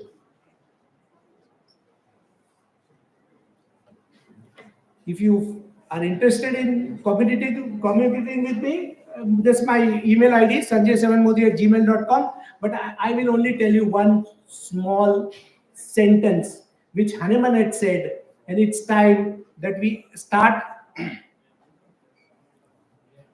dare to be wise.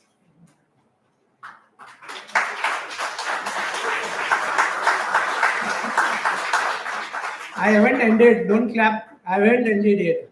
Thank you so much, all of you. God bless you.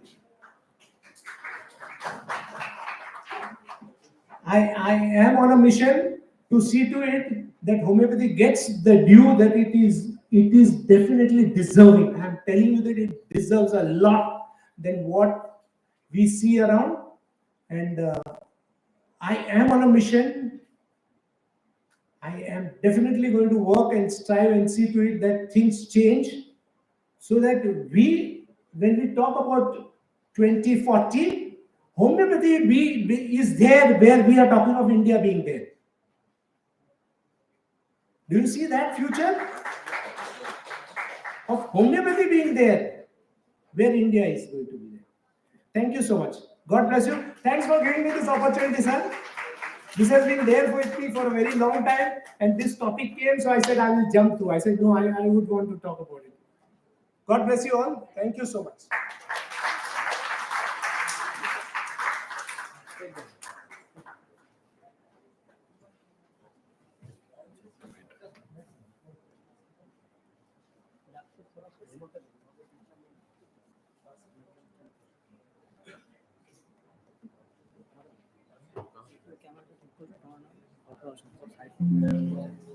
Camera मतलब hero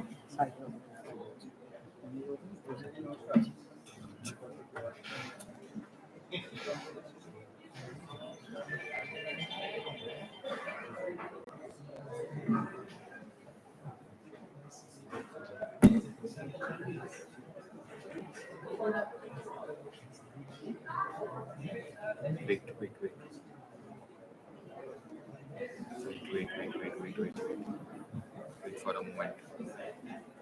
Wait for a moment.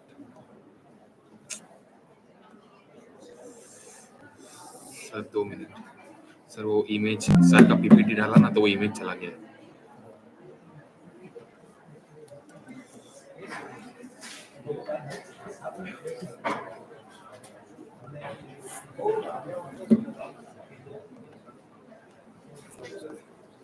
Wait. This is what everyone is going.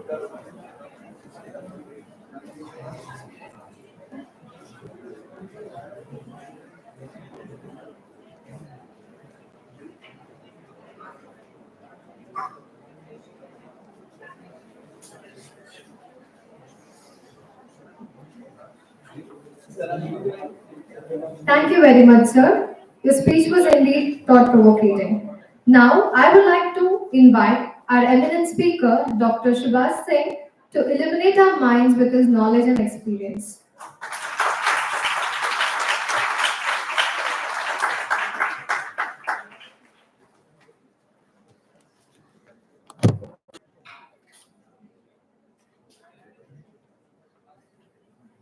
Thank you for your empowering words, sir. Now, I would like to invite Dr. Abhijit Ghosh, Director Vivekananda Yog Anusadhana Samsthana, Kolkata, former Assistant Professor, Dong Seoul Unit of South Korea, to deliver a speech on role of yoga on health. I would like to welcome Dr. Shishir Singh to felicitate him with the floral bouquet.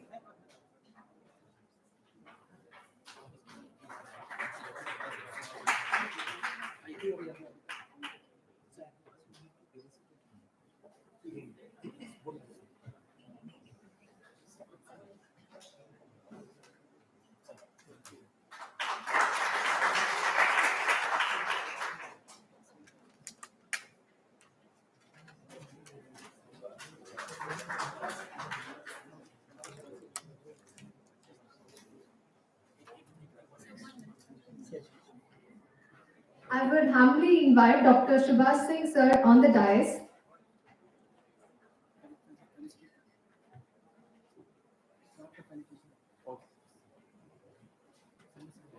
To felicitate him with a floral bouquet.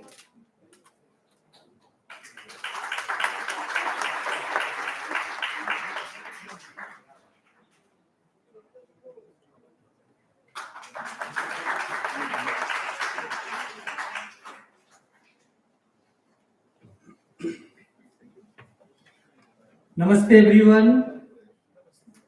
Thanks to the organizers who have invited me on this beautiful dais, and the seniors, especially Vivekananda Vijnana Mission. Thanks to them for organizing this thoughtful seminar. But you are sitting for a long time, as I am from the field of yoga. So those who can sit long time, they are called meditators. So you have proven that all of you are very good meditators.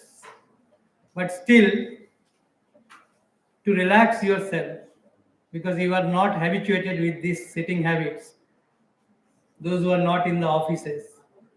So I'll give little bit of relaxation techniques before I start, because otherwise it will exhaust whatever I say here. It will go beyond the head. So I would like to relax yourself first. Just you relax wherever you are sitting, loosen your whole body, close your eyes. If possible, please shut down few lights so that it will be more cooling.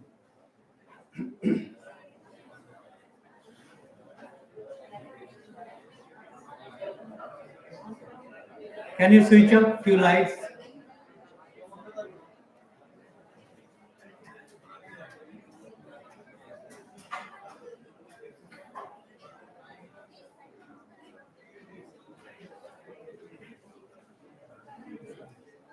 Okay, no more talking.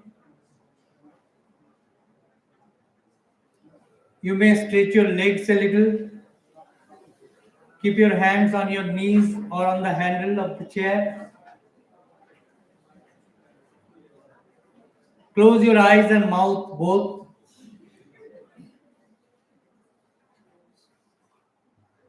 Just observe your breathing. Observe your abdominal movement. The abdomen is bulging up and going down. Count 5 times on your own. See the haphazard movement of your abdomen.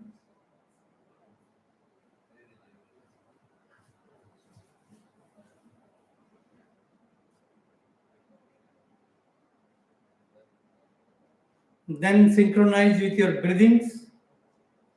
As you inhale, see the abdomen is bulging up, and as you exhale, the abdomen is sinking down. Do it 5 times again on your own. Do not think anything else.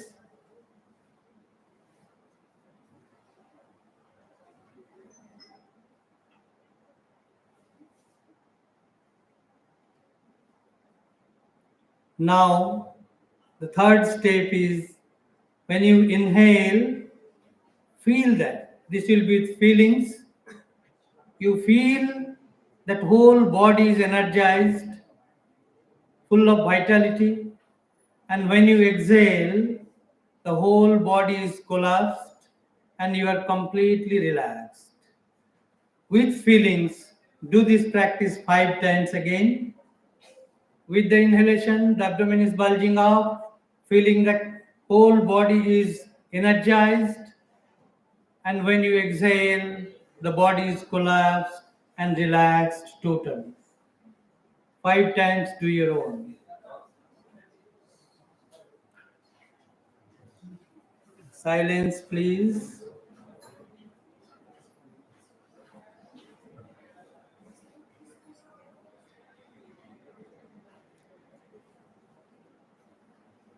Now with a deep inhalation, while exhaling, we'll chant one akara sound. Inhale deeply.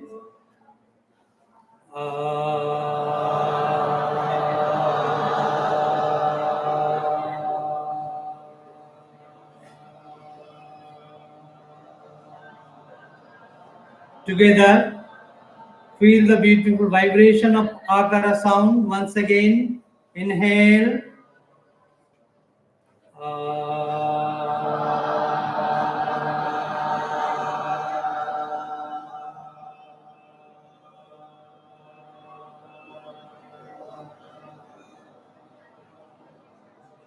Relax completely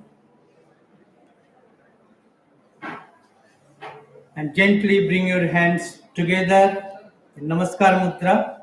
Then rub your palm. Give the warm effect on your face muscles and neck muscles. Beautiful massage on your face.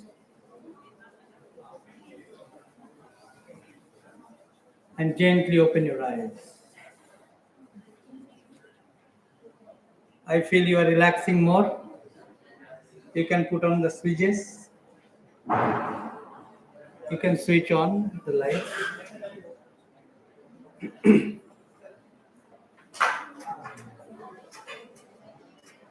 Holistic health and Ayush system, Ayush, Ayurveda, Yoga, Unani, Siddha, Homeopathy, a beautiful integration in India is already, the roadmap is given to us by our leaders in India. I think this thought itself is a challenging thought for other countries, because in other country they will not allow you to do other practices, and that's what India is successful, will be successful,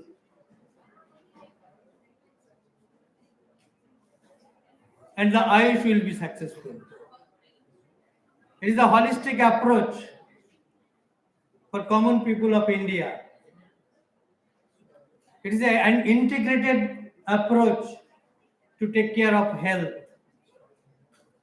The budget of national health, you cannot imagine how it is and how it was. And if this mission is successful, then the budget of health will decrease like anything. And that will be a great advantage to our nation to become a developed nation. And this thought is really unique. When we talk about holistic health, it is not only the integration of entire system of medicine what we practice in India today. Why India is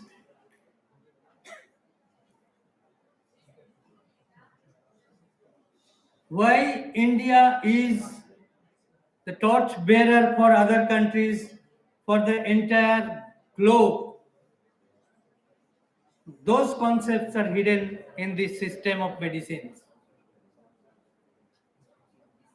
Because entire world, they consider health means to become healthy in a physical way. They consider our existence is only physical.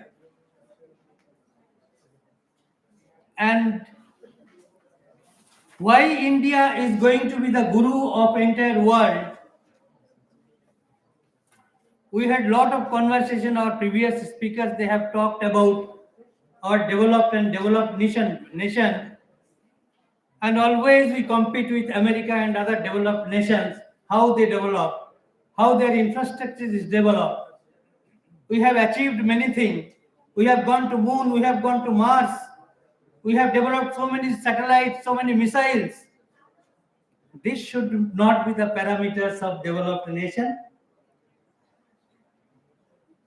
If that is the parameter of developed nation, then America is highly developed and it will be developed life after life, but it is not. Why India will be developed and why other nations will follow India, that is not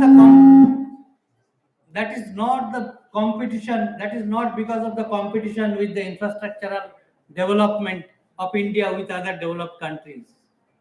It is the concept what India is going to give something unique to the world. And that is the deeper understanding of health and our target to achieve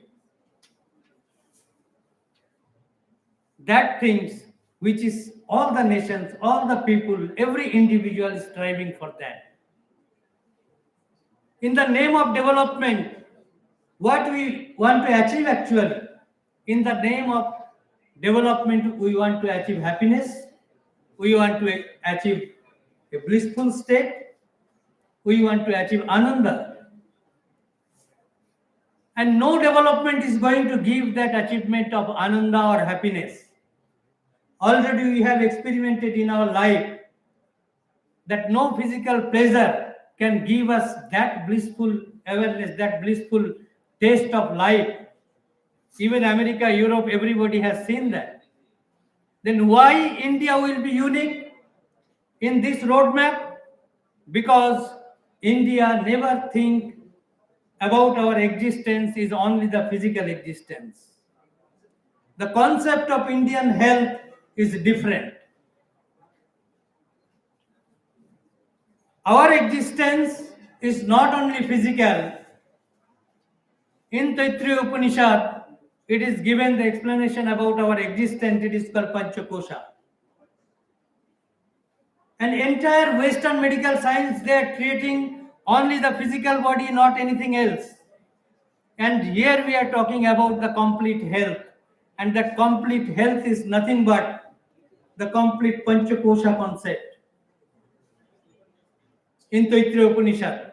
And the concept of disease and how to tackle of that, all these things is given very nicely categorically in Yoga Vasishtha. Rishi Vasishtha is explaining to Rama why we suffer and what is the root cause of all sufferings. We need to come out from these sufferings, as Dr. Sanjay Modi was telling. We have to see the root, and there Rishi Vasishtha is telling the root is nothing but the Adhi. The psyche is the root, and that's what it is called psychosomatic ailments. Modern medical science, they are giving the explanation of NCDs, non-communicable diseases. If it is non-communicable diseases, then from where the diseases are coming? That's what they are saying in Yoga Vasishtha. The diseases are coming from our psyche. It is the conflict between two existences, our mind and intellect. And that is the root causes of all sufferings. So how to tackle that? And that's what yoga takes entry. Why throughout the world people are running behind yoga, and our previous speaker, Dr. Jishnu Ghosh, was telling, why they are running from Germany to Asia? Because they are fed up with the modern medical systems. They are searching something new. They are searching actual solution to it. But if we are again into that competition, like other developed nations they have done, and we are going into the same path, then what India is going to contribute? Nothing. At the end, we will become America or Europe. Then where is the solution? Why America and Europe is running behind India? Because they don't have the solution of these psychosomatic ailments. They are failed to tackle our psyches. And that's what all yoga gurus became the Mahaguru of the world. That's what the need. And that's what India is going to become the guru of the world. Not in the field of science and technology and other Western medicines, what our pharmaceuticals companies are doing. Is not. So that's what we need to take care of, the complete health, and that's what integration is needed. And whatever medicinal system we have in India, not only the Ayush system, beyond Ayush, we have many variety of traditional medicines, tribal medicines. There are plenty of resources in India. We need to find out that. Our people, those who have gained the knowledge of medicines, they have to go into that. They have to dig the thing. And new ideas will come up.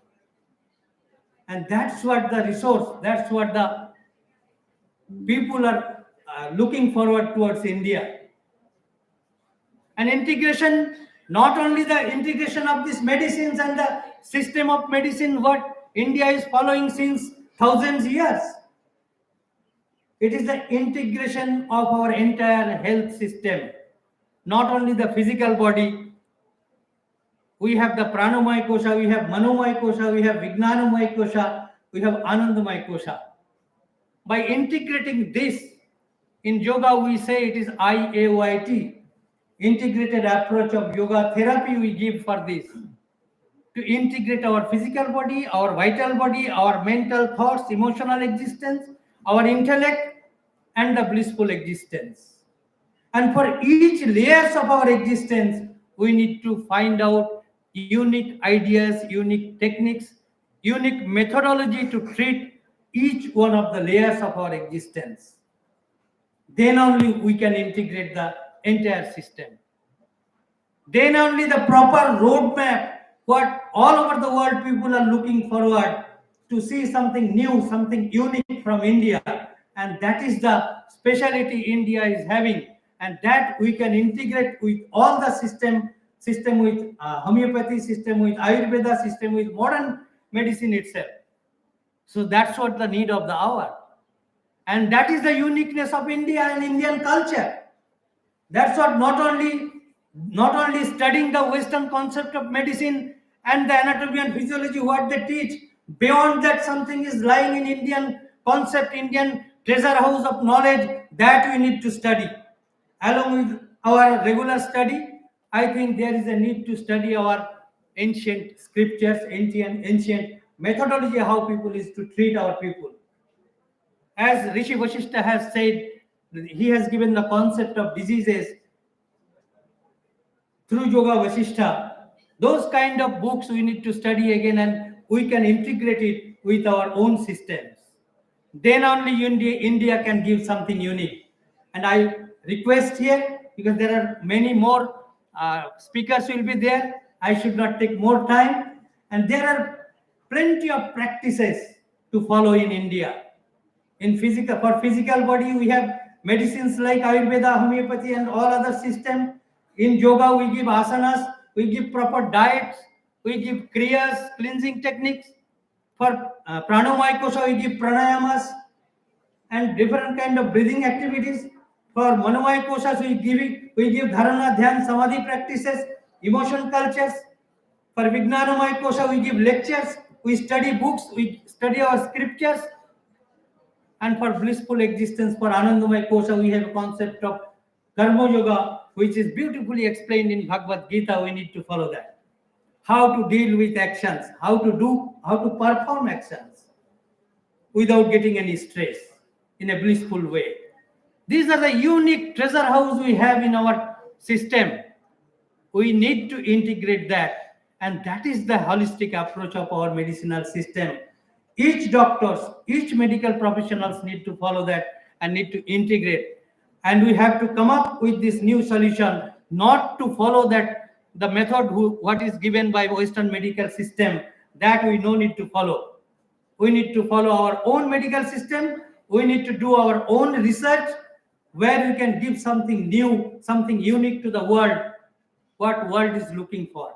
I think this is enough for today. If we have a chance, future we'll see, we'll talk to you. Thank you very much.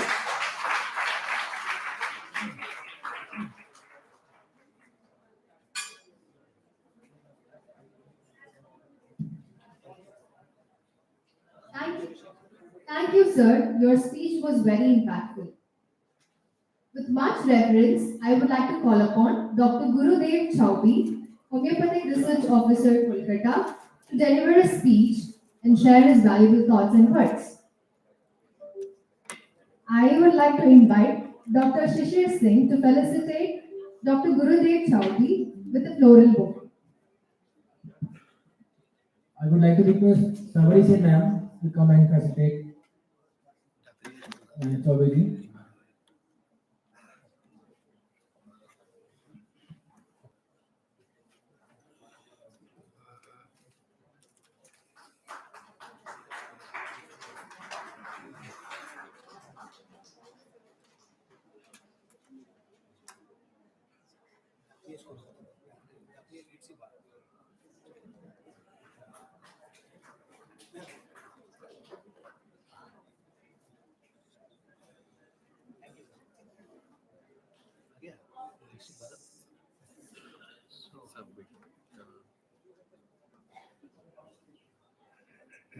Good afternoon to everybody. Myself, Dr. Gurdev Chaube. I am working as a research officer, scientist 4, in Dr. Anjali Chatterjee Regional Research Institute for Homeopathy, Kolkata. Now, as you can see, the evidence-based research. Everybody has talked about evidence-based research. Now, this evidence-based research, that is the inclusion, the prevention, and the sustainable healthcare sector. Now, these three things are the, you can say, the key points to go for future healthcare sector delivery. Now, why I'm talking about is that when sir was telling that non-communicable diseases was not there, then there was a sudden upsurge of NCDs.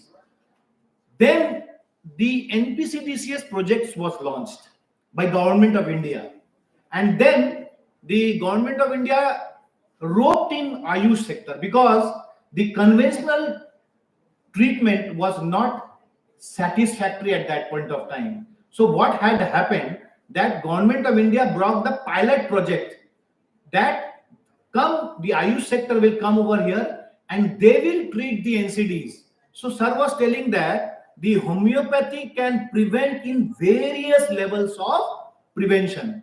So we came up with a big pilot project with more than 6 years, and we selected some districts in North Bengal, the Ayurveda sectors selected in some other part of the country, and there was a third party audit was there, and the result was very good. So what had happened? Government of India came up with a pilot project, then we brought the results. The results have been published in a paper, and this paper which got published went to the policy makers of the Government of India. The policy makers decided that yes, such type of NCDs or NPCDCS project, I am not going into detail because that is the cancer, stroke, cardiovascular diseases, CRD, respiratory diseases, where the allopaths are getting it difficult to tackle. The Ayush system came and it was published in a paper, and the policy makers came with the policy that why not such type of NCDs should be set up with the allopathic hospitals in an integrated way to all over the districts of West Bengal. So Government of India conducted the pilot project, came up with the result, published in a paper went all over the world. It attracted the policymakers decided to percolate the idea of NCD treating by Ayush sector to the hospitals. So this is the way of coming, and we are mainly concerned with research. Now, for example, when we are reading in Materia Medica that there are many drugs which are good action we have seen. We are seeing lot of cases. Now what we has to do as a research, sir was telling research, educationalist and healthcare sector. These are the three pillars. Now we are talking about the evidence-based medicine. What evidence-based medicine will do is they will gather the practitioner's experience. That means in Mon sector of Nagaland, if one or two homeopaths practicing, he must be acquainted with the type of drugs which are being more used over there. So I will take the experience of that practitioner who is practicing in Nagaland. So the practitioner experience comes in. The researcher will do its best available research, like I was talking about NCDs. This data will come in, and the patient who is coming to your chamber, homeopathy is an individualized homeopathic practice. I am fond of taking homeopathic medicines in a form of you can say my preference is to go for individualized homeopathic medicines. My preference is to go for some other medicines. So I will take the patient perspective and then I will make a decision making process. So this decision making process is the evidence-based medicine. So what will happen then? Then what will happen that the right things are coming into the focus, and these things which come into the domain of the government of India, then there will be a roadmap. So allopaths are doing their own. Homeopath, the Ayush system, which is the homeopathy, is originated in Western, sir, but we are the torch bearers of homeopathy. Maximum number of patients are being treated in homeopathy. Maximum number of research are also coming from homeopathy. I am not going into the details of the PowerPoint presentation. I am having 50 PowerPoint presentation. It will make you a huge bore. I will stick to my only first slide only. So what we are doing is we are doing research. For example, just for a homeopathic beginner, how I am going to the future roadmap. We are doing a research on soil transmitted helminths, and we are having a comparative trial with albendazole, a community trial. If the results come, we will go and we will give that information to a doctor, to a homeopathic doctor. He will see that yes, this is the results, this is in the literature, the result is there, the practitioner's experience is there over there, and then we will come up with some clinical guidelines. This is the topmost area of hierarchy of evidence. In a village, some homeopathic doctor is giving this medicine Rustox for knee pain. That is okay. I will go up and up and up and up, and then I will ultimately land up to a practice guidelines, which the ICMR people are doing it. We are also on it. So this is the ultimate goal of it. What we will do? Viksit Bharat and Atmanirbhar Bharat. That means we are producing our own medicines also. Sir, our CCRH is developing nosodes. COVID nosode, Japanese encephalitis nosodes, dengue nosode, chikungunya nosode. We are on the verge of developing many other, these are all virology nosodes. We are developing bacterial nosode also with collaborations of science, like some medical colleges, some medical universities. So sir, we are developing our own nosodes. तब हम आत्मनिर्भर हो रहे हैं. We are not bringing medicines, we are developing our nosodes. We are testing it, the safety, the efficacy, and then we are using it to our clinical research.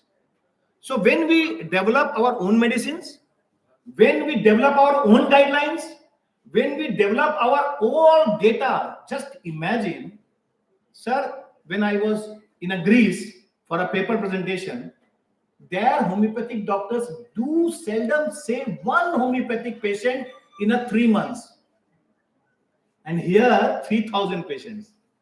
When the data tsunami will come, and a good homeopath or a good biostatistician who is sitting there, if he starts cultivating or mining that data, huge number of information will come with us. So how much good information we will come? So what I was telling is that we are developing our own medicines, we are doing our own drug discovery, drug clinical trials, and we are using this on a human beings. We are collecting it. So with this, we are coming up with many research evidences. Now these research evidences, when we gather at some place, then what will happen? This will surely help the policymakers to make a roadmap for Viksit Bharat. Now Viksit Bharat means सिर्फ आयुष से हो जाएगा, that ये तो जरूरी नहीं है. लेकिन I am mainly concerned, हमें गवर्नमेंट ने काम किया कि भाई हम होम्योपैथी के बारे में देखेंगे.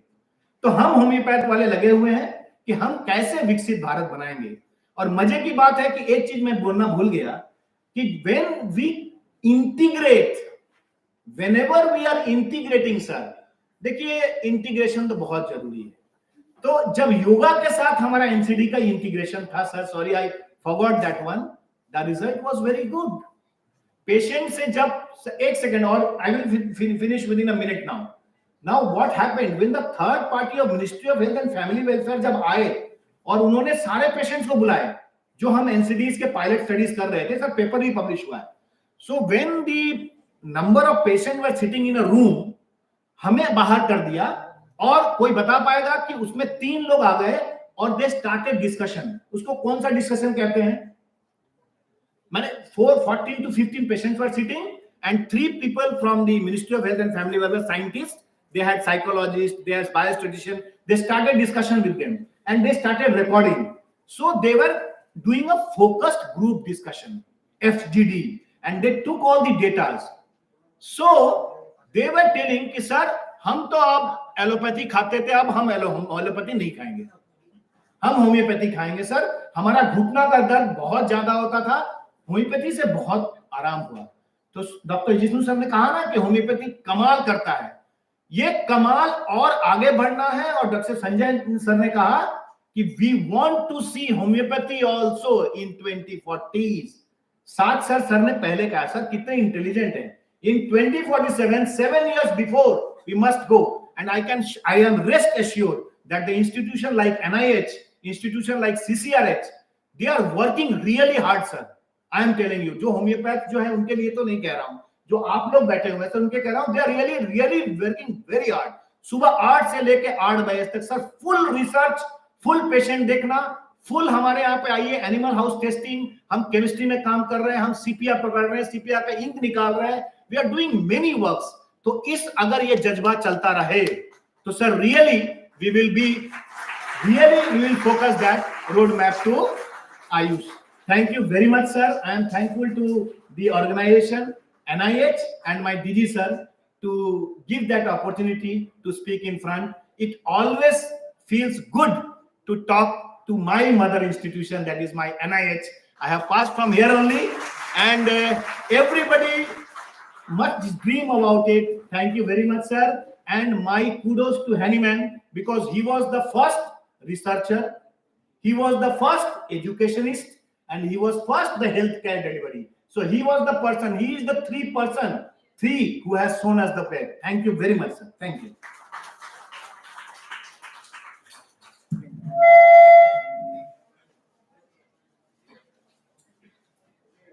Thank you, sir, for delivering such an empowering speech. Next, I would like to call upon our eminent speaker, Dr. Kumaravel, sir, to lead us through the roadmap for research development. I would also invite Dr. Satpanji Vishwas to felicitate him to show the victory.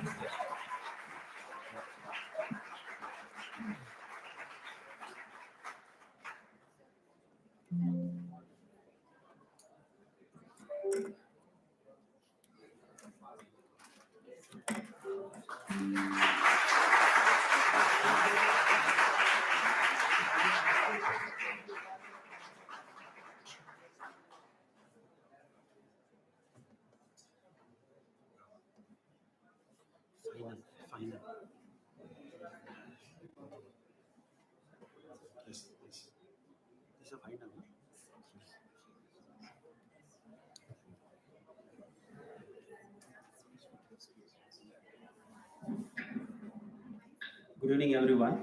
Respected scientists, my dear students, UG, PG, and my faculties. So my presentation will be very short because we are running the very time. So much time already is taken. So I'll just 5 minutes. I'll try to complete it up. So my aim is to show the roadmap of research. So how can we go for the Ayush system? Especially, I will come back to the homeopathy, and I'll end up with what NIH is doing. Only that much we are going to the discussing. So we know it is Ayush system. We have under the Ministry of Ayush, and Ministry of Ayush established in 2014. Around 70 to 80% Asian African population we are using homeopathy, and 46 rural and 53 urban countries were using the Ayush system, and we have more than 7,55,000 included. Is that 5 lakhs comes from homeopathy, remaining is from other system, and we have so many, more than 800 colleges in India, so more than 12,500 Ayush health welfare center it is present, and 50 national institute include our institute. One new Ayush government that is in the Kharagpur, and WHO center it is there in the Jamnagar, and 6 Ayush new ICMR in the under the AIMS. We are doing so many research. I am also part of that. Okay. And everything is thing. Why I am putting this? Then why we are calling as Ayush alternative system? Okay. This alternative system came into the field of beginning of 19th century. Before that, we were the Ayush system or the primary system. Then why we went back? So nobody was knowing this. And still now we are talking so many things, but only one reason why we are going back, only because we don't have evidence. If that is the reason, the modern medicines came to the field, they showed so much strength on that, because they are very strong on the research aspect, which we don't have. One example I'll tell you, we have in NIH, we have 3,000 patients, and in the same Kolkata, we have NRS Medical College. You people knows, NRS Medical Colleges have 2,000 per day patients they are having, and their budget is 264 crore, and our budget is 56 crore. I was working as a DDO because last every 4 years, when we went into Delhi, we were asking that to the ministry, sir, give more fund. We want to increase the hospital to 250 bedded hospital. We want to increase. That was the only thing. You have 2,000 patients. Very great. You have photo evidence. Everything is great. Where is the evidence that you have 2,000 patients? Where it is a record, it is there. Okay. We are not creating the evidence. We are just telling that we have 2,000 patients. So it is sorry to tell that we don't have evidence. So that is the reason we have 50 crore only. What in the NRS they have 1,000 crore this year. We have 56 crore. So why I am telling here we don't have evidence. That is the reason we are suffering. And where is the problem? If you look at as the problem, it is very simple. Okay, we are doing so many research work. Okay, but we are not doing this work. If you are talking to the scientific people, those are sitting, respected people are sitting here, and we are talking to so many things, but we have to talk to their language. So why the modern medicines of allopathic is gone more? Not because of the system great, because of scientists is great, they made them to great. Why we cannot hire them? So why we cannot take them? So many things we have to do more than that, because we have so many potentiality. 19th century, we were the first, and now in 2047, we should be the first. Why? Because that we have potentiality. And what is the key area what I feel that to increases? We have fundamental research we have to increase. That is a basic research, and we have so many things. Clinical research we have to develop. We are doing the PGTs. Everybody is doing, but we are not doing like a properly. Okay, that issues also I'm going to elaborate. And we are doing the drug development, pharmacokinetics. We are having the pharmacokinetics, things, everything, but we are not doing this. We have to do that. I'll show you how we are done in our college. And integration. So many speakers are telling about integration. This should be only possible in Ayush system. Will get the integration, then we can improve lot better than anything. Ayush system have this much potentiality. And this is the one example I'll show you. We did the systematic review for the diabetes mellitus. We saw that there is Safflandra indica is coming more there. When I was presenting into the IIT Kharagpur, when I was presenting this one, they were everybody was accepted. Everybody was thinking. One scientist stood up and told that it was a very simple thing. Told that, sorry doctor, don't feel bad, but I'm telling one thing that I have no doubt about your medicine is working, because I'm taking homeopathic medicine. There is no doubt about it. But tell me that how it is working. We have zero knowledge. Okay, that is the reason this one of the PGT did this paper. Okay, I told them afterwards we are presenting. Then they told that give me the evidence. Then I told that, sir, I am the doctor. I am not a scientist. You tell us. I will do. Then they told, have you do? Sir, please tell us. We will guide us. With my lab, we did the work. Okay, we proved that all the drug have antioxidant. So this is the proof where we proved that they were appreciated. Okay, so why we cannot do?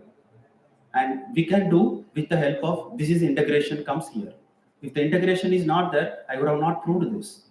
Okay, this is one of the example where the basic research will help us. And we are talking clinical. Of course, the end our God is patient. The patients we have to treat, but patients will ask you, we have to elaborate how it is working. If it is not elaboration, it will be waste of things. So that is where we are lacking. 2047, this evidence we have to make it up. And research step, which I'm not talking more than that. What I want to say, we are very strong in clinical level. Ayush system is very strong in clinical level. There is no doubt about that. Okay, the patients have tuned, because I have seen, my father is homeopath. I have seen so many patients. We have thing, but here preclinical level we have zero knowledge. Anybody tell what is preclinical? Nobody knows it. This Ayush system has to improve in this area. And see, this is taken in the IIT Kharagpur. This Arametallicum. Arametallicum, there is a nanoparticle is identifications. When Arametallicum nanoparticle identifications, they were telling that just we are discussion into the IIT paper. This paper was also published by the IIT. And when we came to the thing, they were telling only simple thing. Nanoparticle is there, everything. Then that time I was asking, curiosity, I'm asking, sir, Avogadro's law, homeopathy telling that 20x, 24x. Afterwards, there is no there is no molecule and everything. So they were telling only simple knowledge.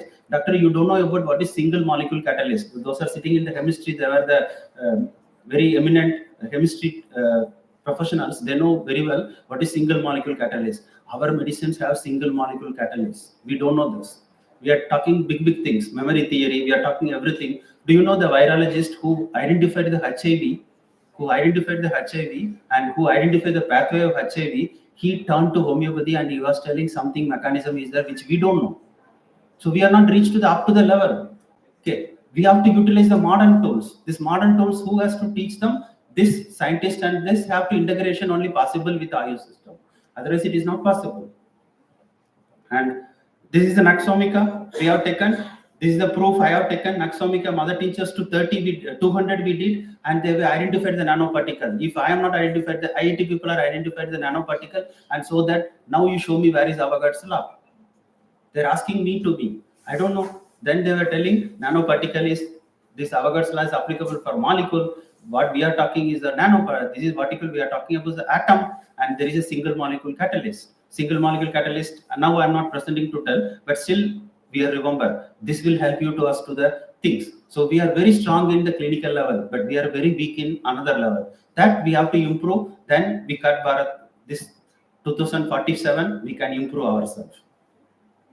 And this is some of the thing. Okay, we were those are sitting in the students. Everybody knows that Ruta is very good for the cancer. It is written the boric. It is very good for the cancer. But I have treated, my father is treated, everybody was treated. We have cancer OPD. I used to ask to Dr. Jose, Dr. Lalit sir, everything I used to ask them. They are very good. They have given everything, but nobody can ask you anybody how it is working. Nobody knows this. Okay, then how can we prove this thing? So that will help us. Okay. We find it out in silico method. We find it out. It is working on the epidermal growth factor. There is one medicine for now for the cancer of lower abdominal rectal cancer. There are medicines now. They are coming for increasing the epidermal growth factor, so that if the suppressing the epidermal growth factor, the cancer coming down. The Ruta, there is a new remedy. There is Traxine. There is a new remedy. Our Ruta already have this. But if you prove, then the people will accept. Okay, that we want to improve it. And what are the challenges we have? So many challenges we have. One of the challenges is lack of basic research area, and we have small sample size and poor reporting. We are very poor. We are very Ayush system. Very sorry to tell that it is really some of the fact that statistical part we are very weak. We have to improve our statistical part. We have the potentiality. There are so many teachers knows about statistics we have, but we are not utilizing this. That we have to be improve our strength. And standardized RCT design. We have standardized. In our college, we are using some standard. Another college are using some standard. Ayush is using some standard. When I visited to Gujarat, they are using that placebo, and we are using individualized remedy. This has to be standardized. Some other way we have to settle for the improvement of our future. and improper statistical data, which I was telling, and methodological inconsistency. We don't know how to make a methodology. We have to sit together 100% with the help of integration. This we can set at the methodological pathway.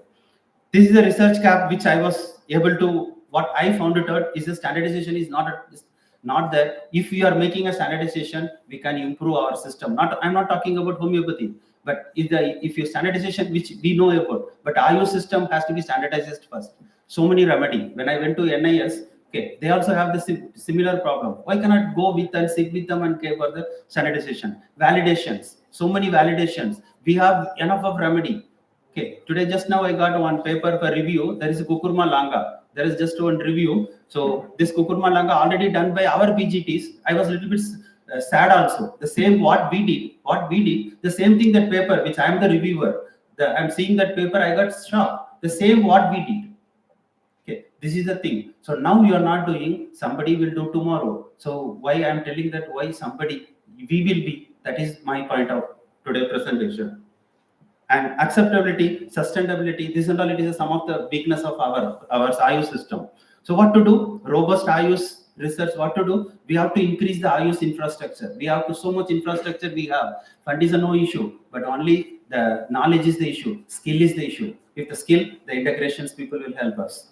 And digital integration, research database. Somebody used to tell that in Ayush system, Ayurveda is famous. So somebody will tell, but I am telling that after entering, I am telling that so many digital integrations of so many things. Ayurveda did smart. Ayurveda is a now thing. Ayutech, so many things, they were very thing because they are doing and using. So why cannot you use our system also? We can use for everything. Okay, strengthening evidence-based research. This we are lacking. If we are increasing, our system will be 100%. I'm telling 2047 we will be also the primary. My presentation is only one. 2047 we should not call it as alternative system. Okay, there no word should be in alternative system. The word should be only we are the primary system. Okay, and empowered academic research institute. We are having the academic resource in NIH. Those know we have everything. Only we are not utilizing everything. That is the issues. We are utilizing properly, we will also be the future. And so many interdisciplinary, this I am always focusing. Okay, and this is my presentation aim. Elevate is Ayush into the evidence-based treatment. So if you make it everything, it is not possible from you and me and only sitting here. It is not possible. Government is coming to our side. Now everything is positive. Only thing, we have to develop our skills. We have to develop our things. And if we are not doing now in NIH, we are not doing, who will do? Because we are the primary institute. Last week we went to the COU, Center of Excellence. Center of Excellence. When we went into the room, entering into the room, I went for the COE. They were asking only one question. They were asking only one question. Are you homeopath? Okay. Last 15 years, I never seen homeopaths coming for the Center of Excellence. Okay. And I told you, so with the help of Dr. Dr. Prahlad Sharma sir only, we helped everything. They were appreciated. They were appreciated that at least NIH, itna work we are doing NIH. So this is the first time. Credit goes to you people only, NIH only. So this is the one. Okay. It will go for that, helping for this. And that's all my presentation. But this, my simple presentation, my things, so many things, but I am skipping many things.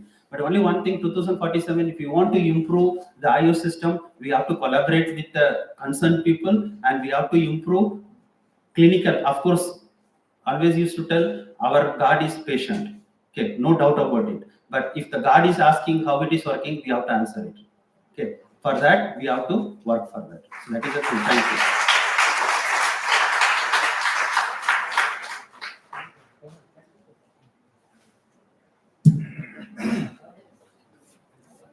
Thank you, sir, for providing us with valuable insights regarding research in homeopathy and inspiring us all to carry out further researches. For the panel discussion, I would like to invite Dr. Swapan Paul, sir, Dr. Chintamani Naik, sir, Dr. Shishir Singh, sir, Dr. Austin Jose, sir, Dr. Tushar Kanti Mondal, sir, Dr. Sumit, sir, on the dais to discuss on research, education, patient care for Viksit Bharat.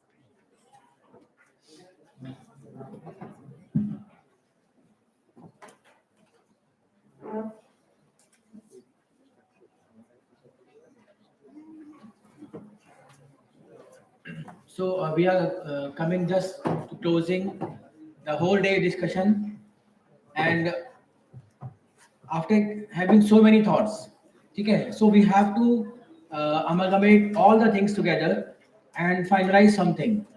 So for this only, this panel discussion, this is about roadmap for Ayush, research, education and patient care for Viksit Bharat. विकसित भारत में हमारा education का क्या role होगा, हमारी patient care कैसे आगे बढ़ेगी और क्या अपना योगदान दे सकती है, और हमारी रिसर्च क्या योगदान दे सकती है। इसीलिए ये पैनल एक डिजाइन किया गया है, जो कि हमारे UG academic incharge, PG academic incharge और हमारे हॉस्पिटल से डॉक्टर जोश और आयुर्वेदा रिसर्च साइट से डॉक्टर तुषार और सुमित सूद जी हैं।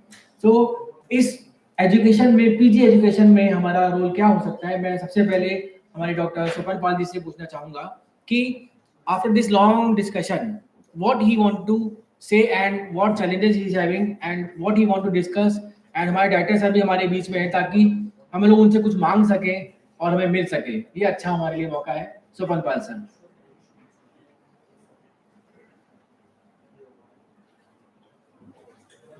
जोर से कर दीजिए।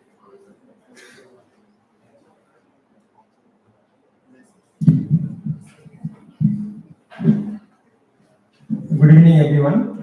We had a long discussion all throughout the day. Different sessions were there, starting from the academic part, and then clinical aspect, then research aspects. So different aspects have been already discussed. So our aim is that we are reaching towards global need as well as India's need. That we want to have a Viksit Bharat. And Viksit Bharat means it's developed India. Now we are developing states, but we want to reach to the developed India. So that developed India is not achievable only through the healthcare system, but there are many dimensions as been mentioned by our honorable Prime Ministers and Government of India. So there it suggests that in Viksit Bharat, we want to have economic growth, social progress, environmental sustainability, and good governance. So for this, they have identified different focused area.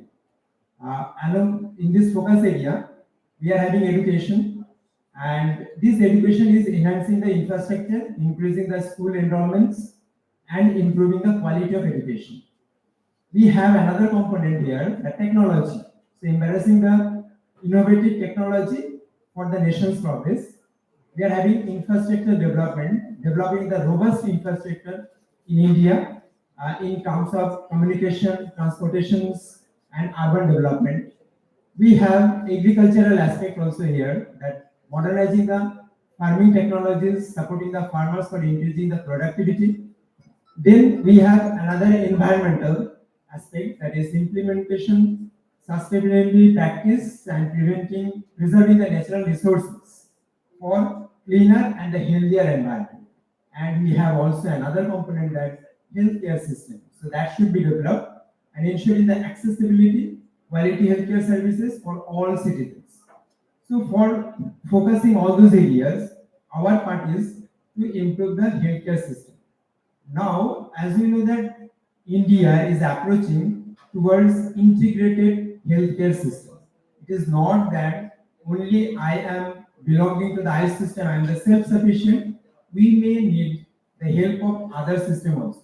So integration is very much required nowadays, and that's why it has been mentioned in many places that healthcare system should be under one umbrella.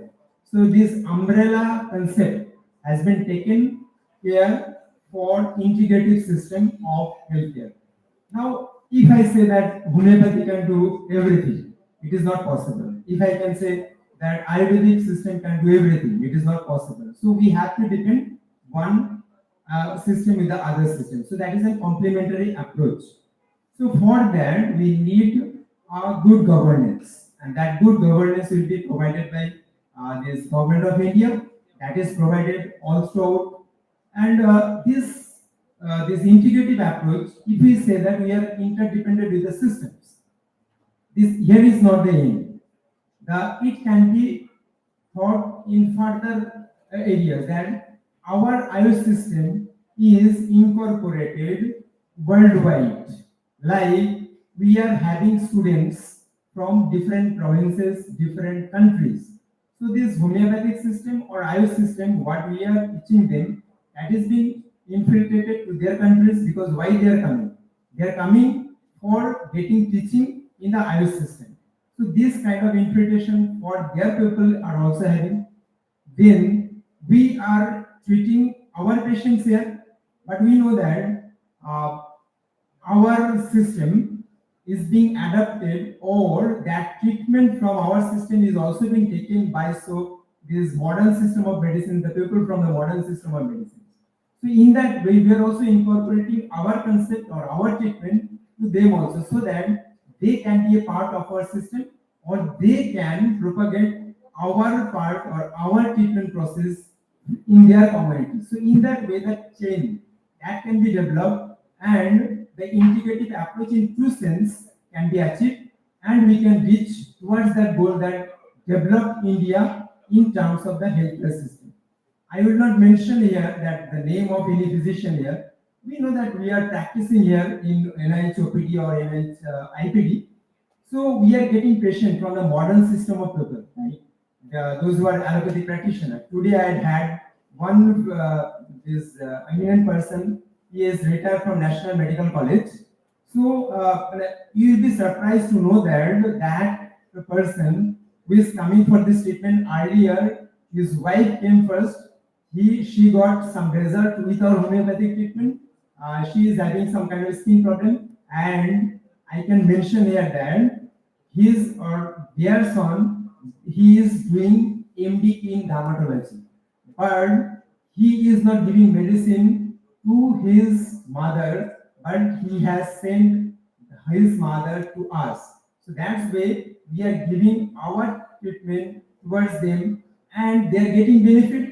And this is an opportunity for us, that our system, how it works and why it works, and it is working really. So that can be incorporated to them.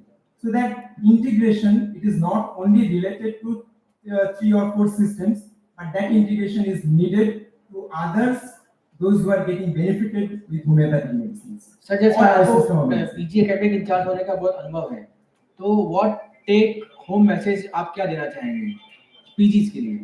PGs के लिए यही बोलूंगा कि आपको अगर integrated approach में homeopathic को आगे लेके जाना है, तो you have to depend with your system, along with where it is needed, you can take help of other system of medicine also, because no one is perfect, no one is complete.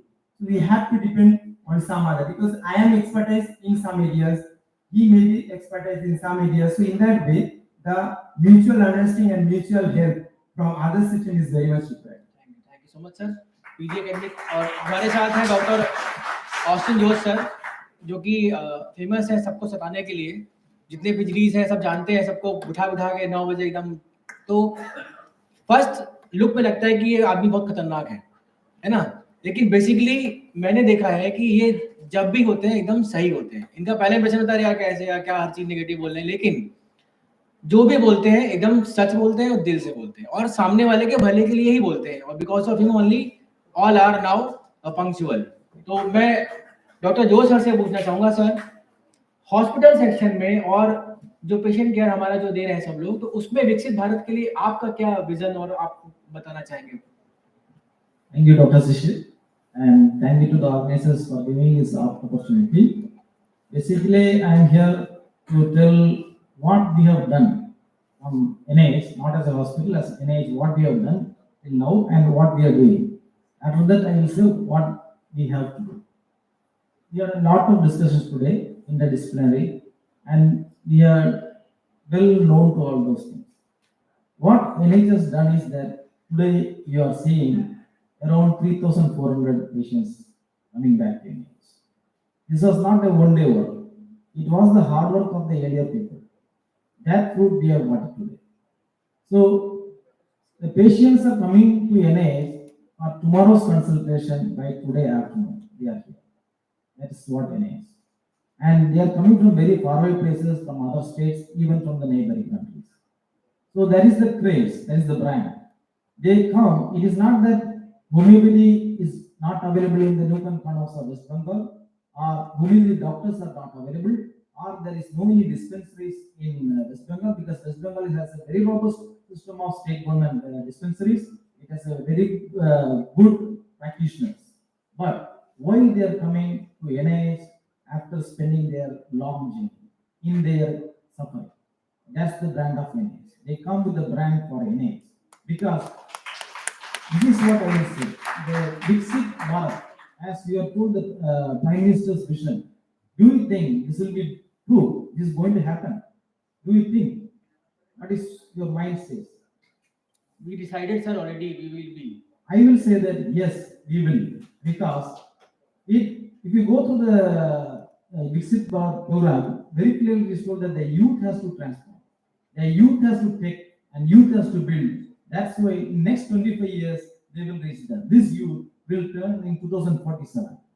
I can say yes, surely this will happen. Why? Because I am seeing my dear PGTs and my interns. They are the youth today, and they are being here very rightly at 9 o'clock, and they spend their entire time and they give their full effort. Even the patients in 4 o'clock or 5 p.m. They sit there, then they prescribe. After that, only they are going for lunch. This is what their dedication, their effort. This is what how we can say that how 2047 will be.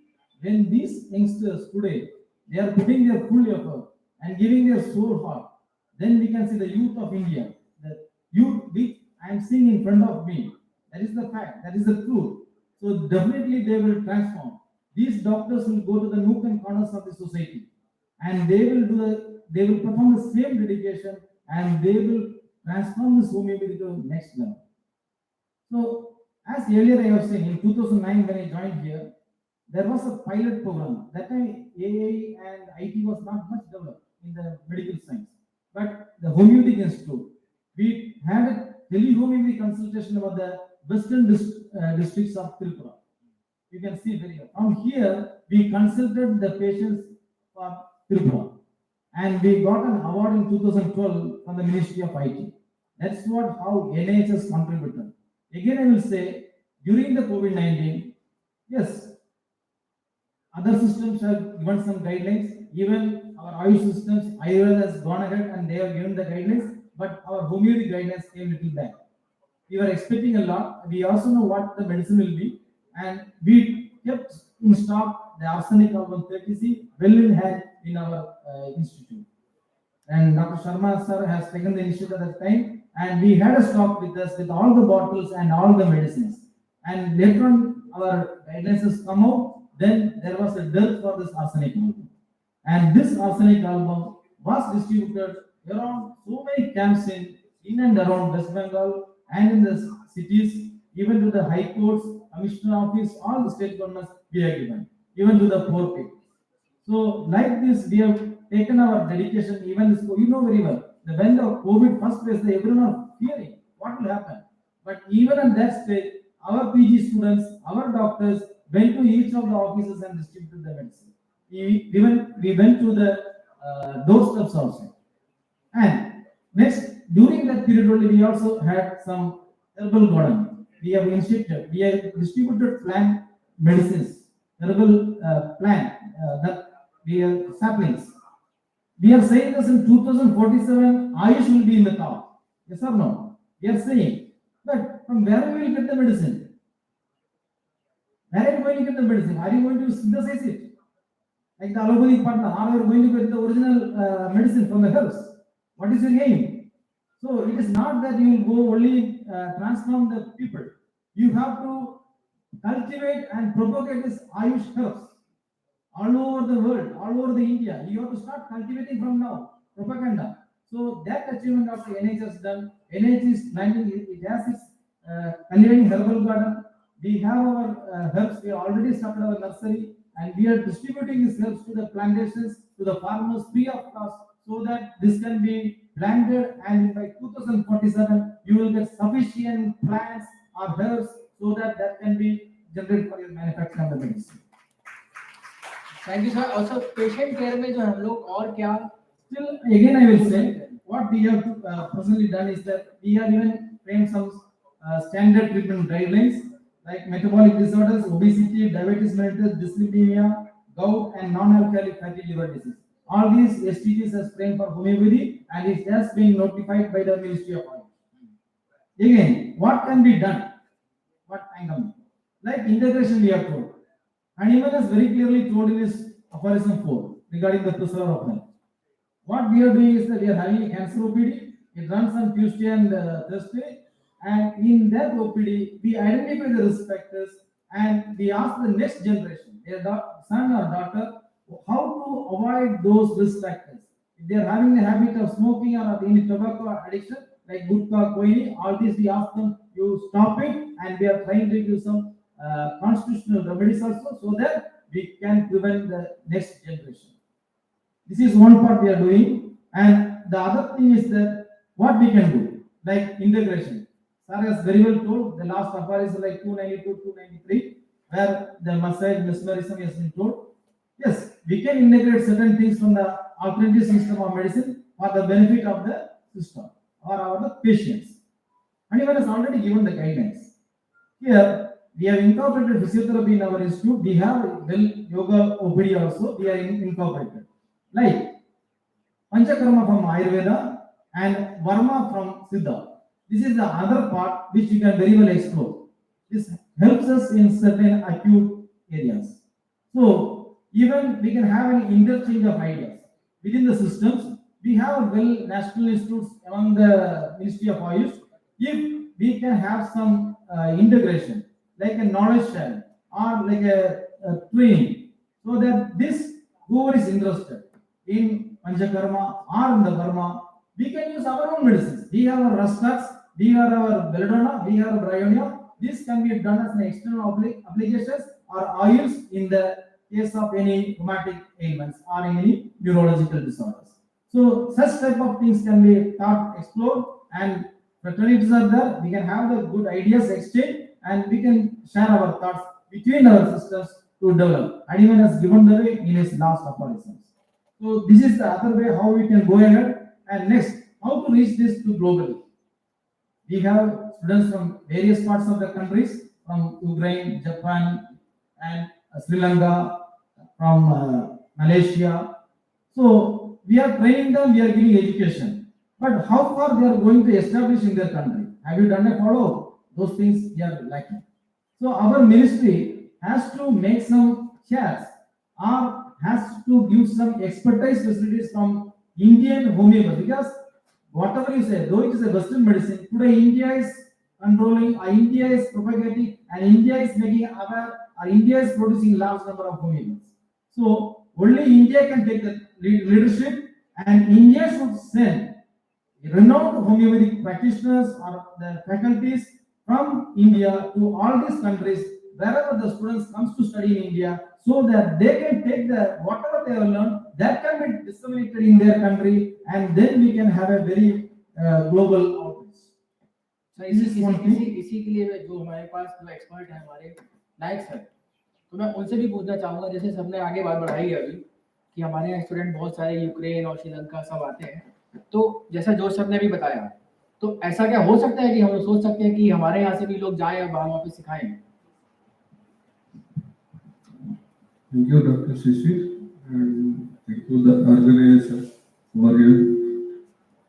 Yes, I do agree that what at the present phase the Ministry of Ayush has implemented that Ayush scholarship system by which we are able to extend our relationship between different countries, WHO, share countries, as well as BIMSTEC countries, where the students are coming from outside, like African countries, Ghana, Mongolia, Russia, Ukraine, everywhere from outside, and like Malaysia, both in PG as well as UG level, and we are able to share, because till now what we are able, we have not understood that suppose from Ghana the students have come here, and till now in their country the homeopathy system has not been developed. But by the way the students are coming and they are learning from here, they will be going to be the first ambassador for their country to have relation with our India as well as African countries, and it will help us in future in having our system to be more standardized, and how the homeopathy system of medicine is being dealt here, and how the students in their when they will be treating their patients in their own country, they will be able to tell us their feelings, their expertise to us. Then we will be able to gain the expertise from them also. Only nowadays, what is happening in India, we are getting more stronger and stronger in homeopathy, and it is being told by WHO also. It is the second best line of treatment, but you have to establish it. What Dr. Kumar was trying to explain it, we have to focus more on the fundamental research, and actually the fundamental research will be there, but our scientific principles should not be compromised. That should be the most important thing. When we compromise our scientific principle, then it will be going in a degraded manner. Because you have to keep in the mind every time that we have to go through our principles and show to the scientific society that what we are carrying it out. And it is same way what they are doing, the all system of medicine are trying to focus. We are also trying to focus on that field also, and we will be able to achieve all those things. And we cannot tell that whatever medicines we are getting at the present in the lab or by in vitro or cell line studies, whatever medicines we will be getting, that will be acting on the same patient, a different patient. We have, because our principle of application is something different. That is the most important thing. You have to keep in the mind. And for that only, the students has to come also fix in the mind that they should not compromise with other system of medicines, so that our principle of medicine should not get harmed. So next हमारे academic in charge भी हैं और हमारे director sir सामने बैठे हुए हैं, तो आप उनसे ऐसे और क्या मांगना चाहेंगे कि हमारा एकेडमिक और आगे बढ़े और तरह तरह विदेशों से लोग हमारे बच्चे आए? एक्चुअली एकेडमी तो बहुत अच्छे तरीके से और directors are taking all good steps to develop the education sector. And what I mean that the education, this homeopathic institute, what National Institute of Homeopathy, it stands on a three leg. One is education, one is patient care, and one is that is research. If we deal only with one aspect, then we will be falling down, because we cannot stand in a one leg. All the three legs has to be, we have to make expertise in all the three aspects. The three legs has to be in a proper manner, we have to keep balance. Otherwise we cannot. For that, many small things has to be developed, like for the education, we want that all the classrooms should be in a well furnished, the infrastructure should be in a proper manner, and the research laboratory that should be in one room, in one unit, where all the students or all the faculties can go and do the experimentation. Not in one place where nobody can go. It is a room where all the, that is central laboratory should be there, so where everybody can go at any time, and it should not be fixed. The time should not be, as we have gone to IIT, as well as AIHSAYA in Pune, I have seen a whole 24 hours the students are working.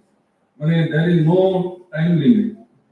The student, the PhD scholar, they work. Like that, our NIH should be also groomed like that, in such a way that we will be able to explore in different. Thank you so much, sir.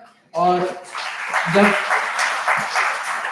अभी हम लोग integration की बात कर ही रहे हैं, तो धीरे धीरे आप देख रहे होंगे कि धीरे धीरे वहाँ से इंटीग्रेशन होता जा रहा है। अभी हम लोग आ गए हैं डॉक्टर तुषार कांति जी के पास, जो कि जो पास में इंस्टीट्यूट है सेंट्रल आयुर्वेदा रिसर्च इंस्टीट्यूट, वहीं पे अपना असिस्टेंट डायरेक्टर है सर। और मैं उनसे भी पूछना चाहूँगा सर, आप आयुष को और रोड मैप में विकसित भारत में आप कहाँ देखना चाहते हैं और उसके लिए क्या रोड मैप आप बताना चाहेंगे?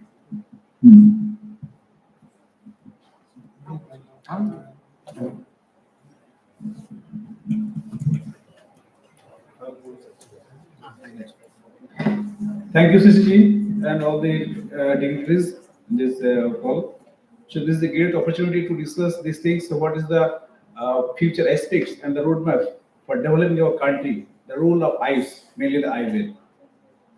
All you know that Ayurveda is not only the science and not the things, but this is a traditions, what we are doing every day, from morning to night, what we are eating, what we are doing, what we are talking, every aspect is that is Ayurveda.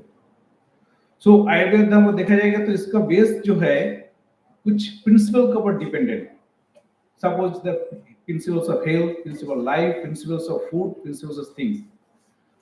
तो ये चीज लेके हम लोगों के जो होता है हेल्थ का जो मेजर पार्ट है वो होता है food and the role of food and the principle of food. Ayurveda का मेजर जो बोलते हैं जो रोग का उत्पत्ति का कारण है वही आहार विहार, means the food and activity. जो रिसेंटली जो डिस्कशन हुआ था previous, there is a non communicable disease and in the world the major cause for death is non communicable disease and that can be only maintained by the food and lifestyle. Ayurveda जिसको बोलते हैं स्वास्थ्य वृत्त, means food and lifestyle. So if food and lifestyle now also WHO also mentioning and they are also accepting this Ayurvedic concept food and lifestyle। और यही है जो इसके बेस के ऊपर जो हुआ है आहार क्रांति, मीन्स जो पॉजिटिव न्यूट्रिशन, जो balance diet and the fixed diet. तो डाइट और लाइफस्टाइल ये दोनों अगर हम लोग मेंटेन करेंगे then we can maintain our health. और हेल्थ जो है दिस द आयुर्वेद के जो इसके बेस में देखा जाएगा तो फूड और वही ताहार की सबसे हमारा एक श्लोक बताया गया, प्रत्यक्षति गदार्थस्व किम औषध विषय बने, प्रत्यक्षति गदार्थस्व किम औषध विषय बने। मींस अगर हम लोग अच्छा फूड लेते हैं तो हमारा डिजीज नहीं होगा, तो मेडिसिन की जरूरत नहीं है। अगर डिजीज होने के बाद भी हम लोग जो पथ्य मींस डाइट ठीक लेंगे और मेडिसिन के साथ साथ अमृत लेंगे तो मेडिसिन का कोई रोल नहीं है। इसका मतलब हमारा डिजीज हो चाहे नहीं हो मेडिसिन का कोई रोल नहीं है if our food and lifestyle will be good.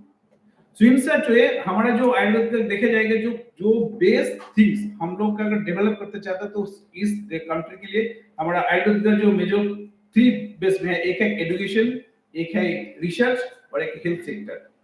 So education के बेसिस में आयुर्वेद में बंगाल में बहुत ही back concern only 2 colleges there and 3 colleges 2 government plus 2 Ayurved private college, so less amount is there as well as the healthcare services देखा जाएगा। तो हमारा जो देखे जाएंगे जो बिकॉज हमारा बंगाल क्या पूरा इंडिया के जो स्टांस देखा जाएगा हमारा 70% जो हेल्थ का फैसिलिटी है वो है ओनली 30% टाउन और अर्बन में और 70% का जो विलेजर्स है उसको मिलता है ओनली 30% हेल्थ फैसिलिटी। तो विलेज में जो हेल्थ फैसिलिटी है there is only primary health care, उसमें जो डिजीज आता है और डिजीज जो प्राइमरी टेस्ट मिलते हैं इसके बेस में उनका जो रेफरल सिस्टम है उस बेस में एलोपैथ में जो ट्रीटमेंट होता है there is nothing because of allopath में जो भी ट्रीटमेंट अच्छा होता है उसका जो सुपीरियर फैसिलिटी है सब आइदर डिस्ट्रिक्ट हॉस्पिटल में या तो बिग सिटी में। तो प्राइमरी हेल्थ लेवल में जो भी सर्विस देता है यहाँ सिस्टम में देते हैं अभी भी होम्योपैथ और आयुर्वेद से चल रहा है, लेकिन उसका क्वांटिटी इतना कम है so they are not providing the facility because of अभी स्टार्ट देखा जाएगा तो बंगाल में जो टोटल आयुर्वेद का है ओनली 750 सेंटर्स, होम्योपैथ का अराउंड 3500, वायरस एलोपैथ का जो है उसका 16000 जो एसएससी है और उसके साथ साथ मोर देन और भी 500 तो है, नियर अबाउट 17,000। तो उसके बेसिस पे हमारा जो सर्विस है उसको इंक्रीज करना है। Until and unless we are not increasing our number, we can go through the system. Number 2, education. Education, हमारा जो एजुकेशन सिस्टम प्रेजेंटली है, ये एजुकेशन तो ठीक है हमारा साथ साथ, बट जो प्राइमरी लेवल में हमारा हेल्थ के एजुकेशन, जैसे आयुर्वेद का देखा जाएगा जो हमारा कॉन्सेप्ट है, रिवर्स कॉन्सेप्ट, प्राकृतिक का प्रकृति concept, because of each and everything comes from our प्रकृति और कॉन्सेप्ट। ये कॉन्सेप्ट पहले से शुरू किया, जो अभी भी कुछ स्कूल में कुछ हमारा एनसीईआरटी में ये आ गया जो आयुर्वेद का कुछ कॉन्सेप्ट है, इसको वेरी बिगिनिंग से शुरू करेंगे तो हम लोग हेल्थ के बारे में अवेयरनेस आएगा। जैसे अभी हम लोगों को पता नहीं है which one is macro elements, which is means micro elements for our good health। तो ये जो मैक्रो एलिमेंट्स में आता है, माइक्रो एलिमेंट्स में जो आता है विटामिन्स एंड मिनरल्स, इसके बारे में हमारा क्लियर नॉलेज अभी भी नहीं है, जो कौन सा डिजीज के लिए क्या क्या जरूरी है। Because of this micro elements is most important, medicine का जरूरी नहीं है। कुछ माइक्रो एलिमेंट्स है, वो माइक्रो एलिमेंट्स विटामिन्स अगर हम लोग ठीक उसका परिमाण से ठीक टाइम से और ठीक वे में लेंगे तो कोई डिजीज नहीं होगा, वो हम लोग प्रिवेंट कर सकते हैं। And this is the good food, जो फूड है, जो आहार क्रांति है, आहार क्रांति का जो गवर्नमेंट ऑफ इंडिया ये किया है, तो ये आहार क्रांति का मेन चीज ये है कि हम लोग जो पॉजिटिव न्यूट्रिशन के लिए पर्टिकुलर फूड पर हम लोग को कंसंट्रेट करना है। सेकंड, नेक्स्ट जो हम देखा जाएगा जो आयुष का सेक्टर का डेवलप करने के लिए है, हमारा जो आयुष का सेक्टर का डेवलप के लिए जो और भी पॉजिटिव हेल्थ के लिए देखना है तो है इस थिंग देखा जाएगा जो हमारा आयुर्वेद का मेजर द स्ट्रेंथ है पंचकर्म एंड सात सूत्र। डॉक्टर जोन सर जी बोल रहा था पंचकर्म इज दैट है, उसका हमारा कुछ भी जो शरीर का हमारा जो दो internal and external purifications, that is most important because every day you are taking pesticides, chemicals, so much things that is ingredients in our body to purify these things and to clear all the channels panchakarma is required। panchakarma साथ साथ जो any type of neuromuscular disorders है, जैसे any type of pain, back pain, joint pain and other things, this is the most important। वो हम लोग जो particular discrete जो body disease है कुछ ये सब डिजीज हम लोग पंचकर्म से कर सकते हैं। सेकंड वन इज द साठ सूत्र, that is the anorectal disease, piles and fistula. ये तो जो डिजीज है हमारा आयुर्वेद का स्पेशल थेरेपी है जिसको साठ सूत्र थेरेपी होता है, एक मेडिकल थ्रेड होता है that we use for this disease and वो एक बार करने के बाद इसको रिलैप्स पोजीशन बिल्कुल क्लियर एवं ये परमानेंटली क्लियर होता है। तो अगर आयुर्वेद में जो स्ट्रेंथ है, ये स्ट्रेंथ हम लोग एज ए इंटीग्रेटेड में बाकी सिस्टम के साथ भी डेवलप करेंगे तो हम लोग हेल्थ को और भी आगे कर सकते हैं। तो ये जो जिस सिस्टम का जो स्ट्रेंथ है वो स्ट्रेंथ को लेके हमारा आयुर्वेदिक के मेडिसिनल प्लांट्स है, Bengal is one of the hub of medicinal plants. Suppose brahmi, Bengal में जो ब्राह्मी मिलते हैं सारा इंडिया में कोई भी नहीं होता है। दिस वन इज द सुसनी है जिसको हम लोग नहीं वेरी रेयर लोग जानते हैं, उसको खाते में नहीं है, but sushni one is the best for the brain. So ये जो मेडिसिनल प्लांट्स का सेक्टर है बंगाल में जो है, उस मेडिसिनल प्लांट्स को हम सेक्टर करेंगे, दैट इज मोस्ट इंपोर्टेंट। सो दो तीन चीजों को अगर कंट्रीब्यूट करके हम इसको इंटीग्रेट करेंगे so that will develop our country and our best things. Thank you, thank you, thank you so much Tushar sir. और अभी में जो इंडिकेशन की बात चली रही है तो जिसमें हम भी जानते हैं कि आयुर्वेदा जैसे वात पित्त कफ में है और होम्योपैथी में सोलह सिफिलिस साइकोसिस सेम चलता है एकदम। तो हमारे आखिरी पैनलिस्ट हैं डॉक्टर सुमित सूद, तो उनसे भी पूछना चाहूंगा कि जो हेल्थ एजुकेशन में क्या रोड मैप हो सकता है आयुष का, थोड़ा सा संक्षिप्त में बोलने के लिए कहूंगा। नमस्ते, मंच पर विराजमान सभी महानुभाव और ऑडियंस में सभी का नमस्कार। लास्ट पूरा दिन भर चर्चा हुआ कि प्राइम इंस्टीट्यूट में रिसर्च के बारे में और एजुकेशन के बारे में एक चीज विषय मुझे लगा कि चर्चा नहीं होगा।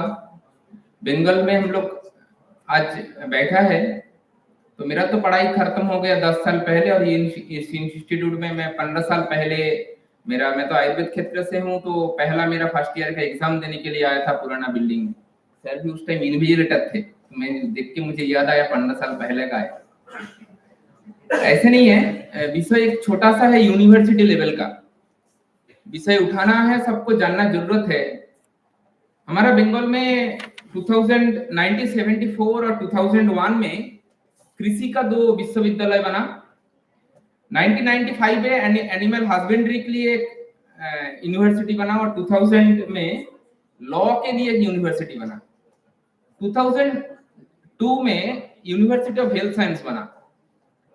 दुख की बात यह है 2002 में 1 अगस्त 2002 का हमारा यूनिवर्सिटी का एक्ट आया था, जहां पे एक प्रावधान था प्रो वाइस चांसलर आयुष का, आयुर्वेद होम्योपैथी और यूनानी क्षेत्र से आएगा। दुख की बात है 23 साल बीत गया, आज तक pro vice chancellor Ayush system का नहीं आया।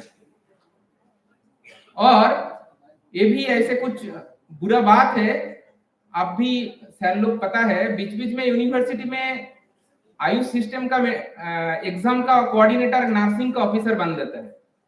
सर लोग इसके विषय में पता है, ओएचडी को बैठा देता है। लेकिन सर जहां पे कुत्ता भैंस के लिए यूनिवर्सिटी बन गया और हमारा 20 कॉलेज के लिए यूनिवर्सिटी नहीं बन सकता है क्या? एक बार सोचना चाहिए। हमारा देश में ऐसे नहीं है, आयुष यूनिवर्सिटी नहीं है। लगभग 6 से 8 टोटल, मेरा एग्जैक्टली नंबर पता नहीं है। कुछ दिन पहले महामहिम राष्ट्रपति जी यूपी में एक किया, गुरु गोरखनाथ आयुष यूनिवर्सिटी। हमारा एक आयुर्वेद का वाइस चांसलर सर है, हरियाणा में भी है। तो हमारा बंगाल में एक आयुष यूनिवर्सिटी नहीं बने सकता है क्या? एजुकेशन डेवलप करने के लिए हमारा तो सिस्टम में हमारा ऑफिसर भी जरूरत है और हमारा सिस्टम भी जरूरत है। हम चाहे और बैठा है एलोपैथी का आदमी, वो हमको और आपको नहीं सामने नहीं करेगा। आज देखिए कितना डिप्लोमा कोर्स चलता है पूरा एलोपैथी सिस्टम का, कितना पैरामेडिकल कोर्स चलता है। आज तक जितना बंगाल नहीं है, पूरा देश में 3 से 4 राज्यों में आयुष नर्सिंग सिस्टम है। ऐसे नहीं बदल हो सकता है कि एलोपैथी के जो जीएनएम का एलोपैथी ट्रेनिंग ले रहा है, बीएससी का एमएससी का जो एलोपैथी ट्रेनिंग ले, वो हमारा आयुष सिस्टम का मेडिसिन कैसे समझेगा? पेशेंट केयर में हमारा आयुर्वेद में फर्स्ट ईयर में पढ़ाया जाता है, एक विषय है उपस्थाता। अटेंडेंस जो रहेगा उसका ऊपर पेशेंट भी ट्रीटमेंट डिपेंडेंस है। हम लोग डॉक्टर है बोल के चला जाएगा, 24 घंटा बाद फिर से हम लोग ऑन कॉल में आएंगे देखने के लिए। बाकी टाइम इधर इंटर्न हाउस स्टाफ भी रहेगा, नहीं तो नर्स तो 24/7 रहेगा। ऐसे हमारा एक एग्जांपल मेरा आयुर्वेद का देता हूं। आयुर्वेद में जो जिसमें मार्करी रहता है उसको रस कहते हैं। तो उसमें प्रावधान है, रस लिख के गया एक हॉस्पिटल में, तो सिस्टर उसको वो रस मतलब वो लिक्विड समझ के वो डब्बा ढूंढ रहा था। फैक्ट है, कोई मैं जोक्स नहीं बोल रहा हूं।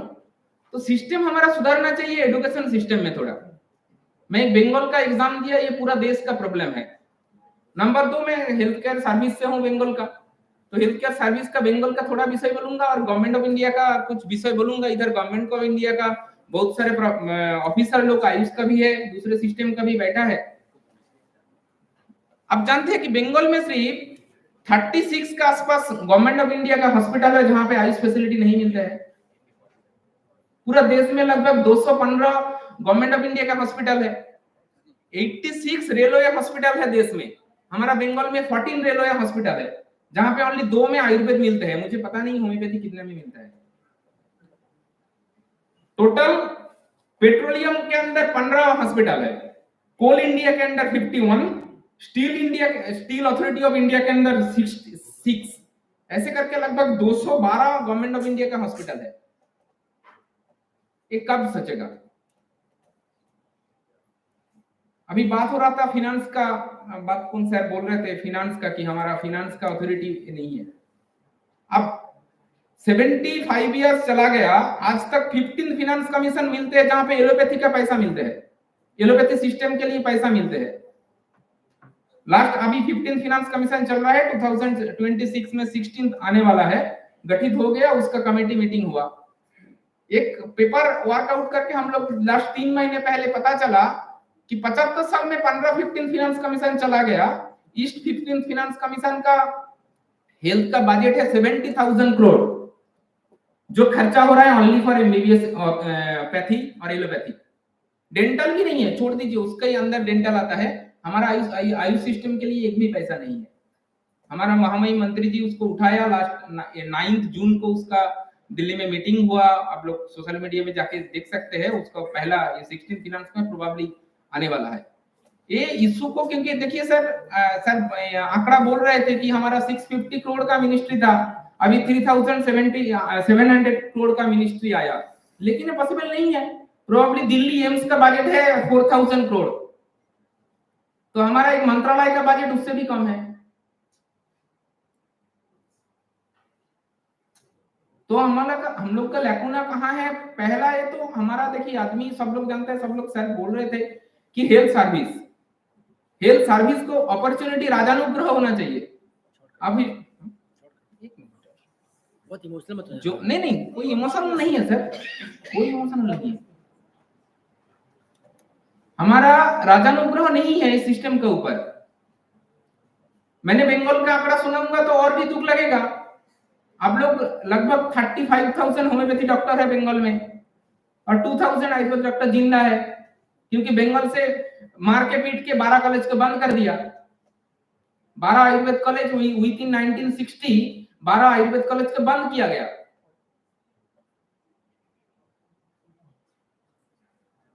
और हर बंगाल में 116 म्यूनिसिपैलिटी है, म्यूनिसिपल लेवल में 5 to 8% आयुष फैसिलिटी है, और ब्लॉक हॉस्पिटल में लगभग अभी 40 to 45% आयुष फैसिलिटी है। तो कितना गैप में हम लोग है, और हम लोग चाह रहे हैं कि फैसिलिटी कोने कोने तक पहुंचे। हमारा पास इंफ्रास्ट्रक्चर होना चाहिए, तब फैसिलिटी मिल सकेगा, नहीं तो हम लोग पास आउट करेंगे, प्राइवेट प्रैक्टिस करेंगे, प्राइवेट प्रैक्टिस से उतना नहीं बढ़ेगा जब तक गवर्नमेंट का इन्वॉल्वमेंट नहीं होगा। Thank you. Thank you so much doctor Sood, आपने एकदम दिल की बात कही। और बस लास्ट कंक्लूडिंग में मैं एक बार फिर से पूछना चाहूंगा, डॉक्टर जोश से ही पूछता हूँ कि सर, जो इंटीग्रेशन और इंटरडिसिप्लिनरी रिसर्च की बात हम लोग करते हैं, और जो अभी सूर्य ने बात उठाई कि जॉब प्रोस्पेक्टिव, तो उसमें अगर 1 मिनट में आप बोलना चाहें तो क्या बोलेंगे? 2 minutes दीजिए। Like from COVID onwards, we have started with Naipur, Dr. Kumar, Dr. Raja, and myself as for the Chingona with COVID-19, which had a very good result and it is published. Similarly, we had Panduranga in inflammatory bowel disease, irritable bowel syndrome, sorry. So there also we had a good result with the Naipur. And as a part of EPC, we had MOU with IIT Kharagpur, AIMS Raipur, Naipur Kolkata, ICAR Atari, and along with our CCRH for having evidence-based researches. And very well, if you say, as a part of integration of the modern medicine and with homeopathy, under the direction of Dr. Pranay Sharma sir, Dr. Shandi Mandal of IIT Kharagpur, myself, Dr. Raja, and Dr. Kumar has done a study with Hypericum KTC with Keynote in antibiotic resistant Pseudomonas aerogenes, and that paper also is published, and that is also very wonderful result.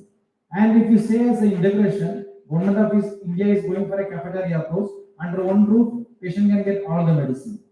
Similar line, our Port Hospital, that is the Centenary Hospital, there we have made an MOU. They have approached us. We have made an MOU, and we are going for a consultation every week or in their hospital for treatment with homeopathy.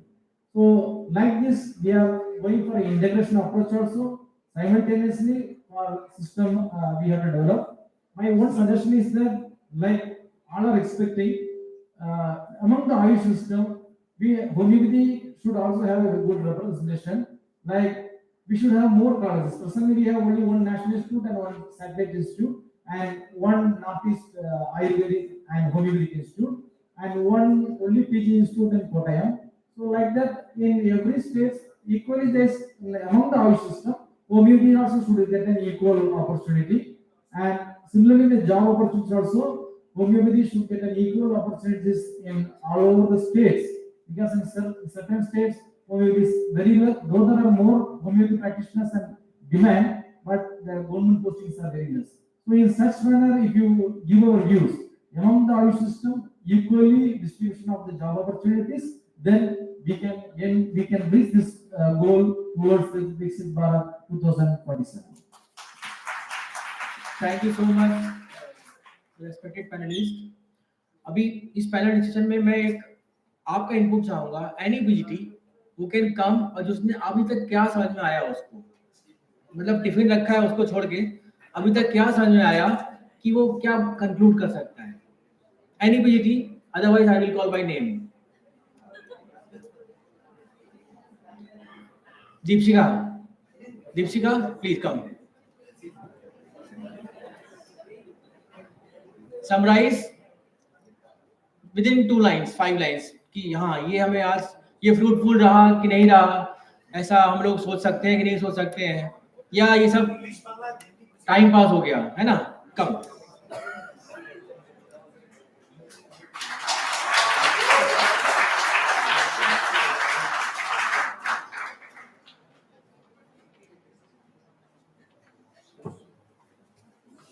A very warm good evening to everybody. Respected Director Sir, all the panelists and respected dignitaries present out here. I am Dr. Viksit Bharat, currently doing PG in Practice of Medicine. I am a second year resident. So from this panel and this whole Viksit Bharat program, I understood that the importance of integrative medicine is much more needed currently, since I learned from Director Sir only that one medicine, Harpagophytum, that knowledge we got from Ayurveda only. So like that, much integration and much amalgamation of all the holistic approach is needed for the betterment and for the more advancement of our system, and not only homeopathy but the whole Ayush system. That's all. Thank you.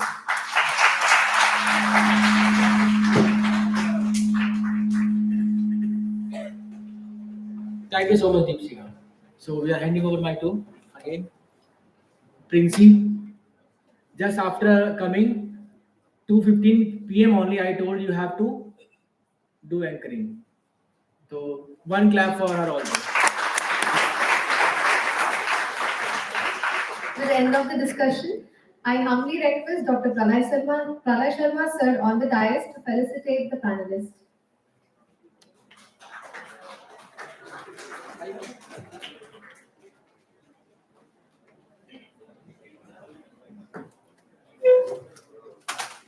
Dr. Sumit Sood, Dr. Tushar Kanti,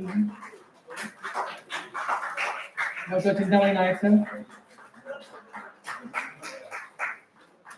Dr. Austin Jose sir,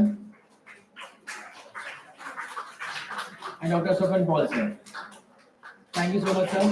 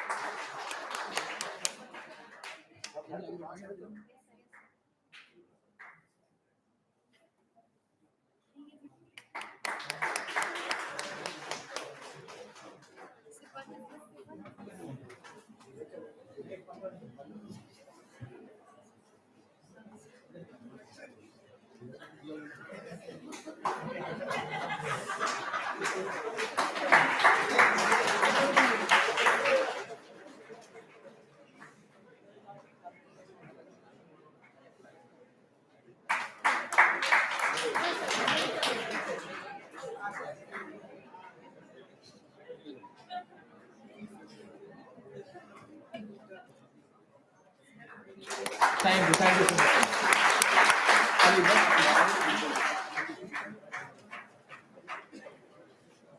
Thank you, sir.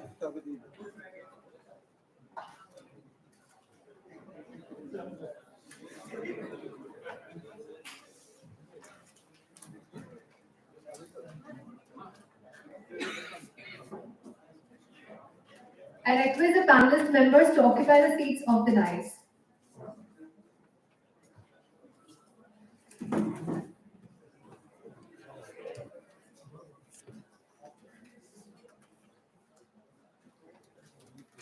I would like to call upon Dr. Jisnu Basu, the Vice President of Vivekananda Vigyan Mission, to give the concluding remarks.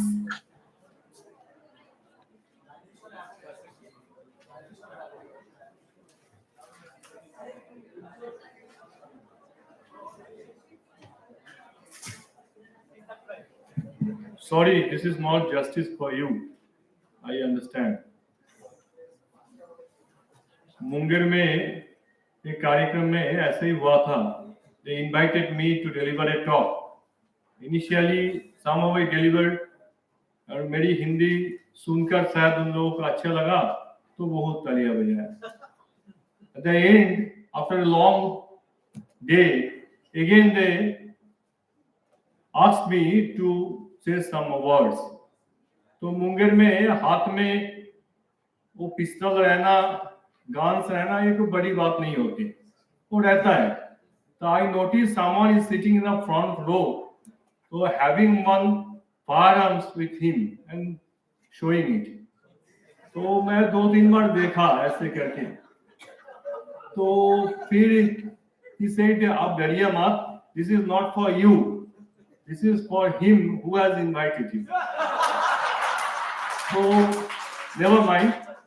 But what I think it's also marvelous, is a very important discussions and presentations we had, and I would request the organizer to make a proceedings of all these talks. And have you recorded it? I think the most of the talks and the presentations have been recorded, and if you can prepare one document, and that will be a nice document from the doctors and practitioners for every field.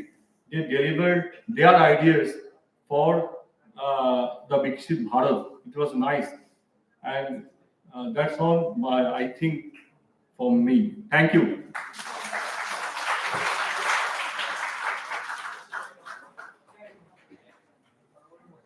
I would like to invite Professor Dr. Nivedita Patnaik, National Vice President, All India Homeopathic Students and Youth Association, to join with us and propose the vote of thanks.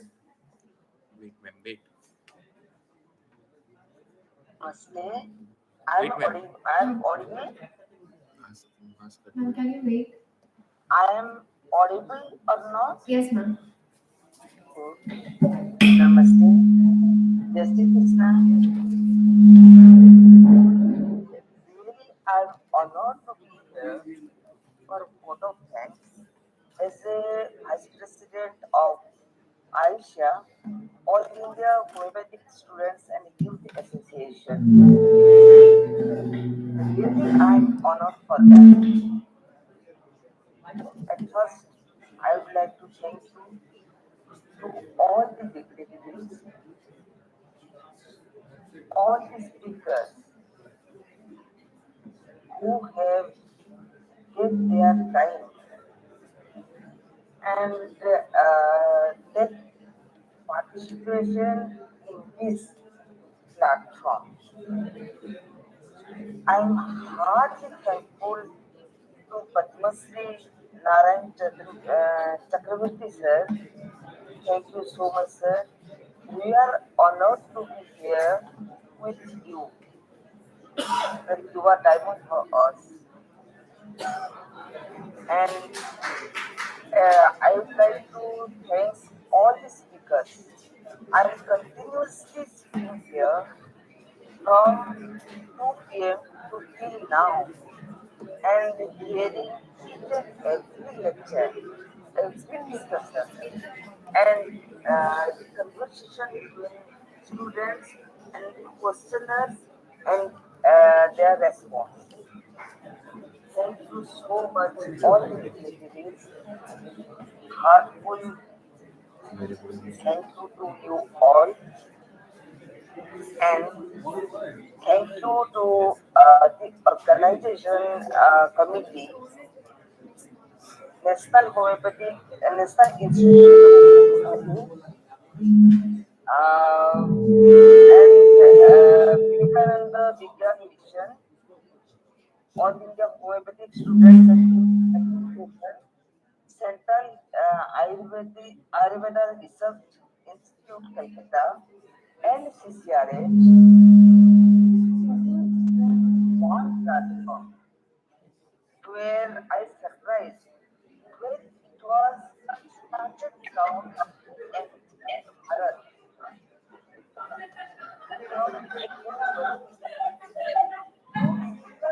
India, Digital Bharat, and the updated research methodology.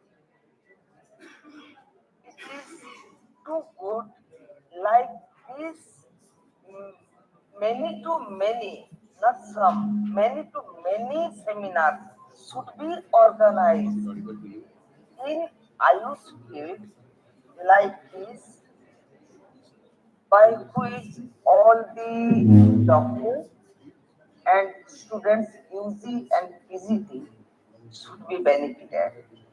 And I was enjoyed the questioners. Actually, sir, I am so happy by listening all your answers. Actually, I am not looking after you, particularly due to some technical interruption. But I'm heartily thankful to all of you for organizing this type of seminar.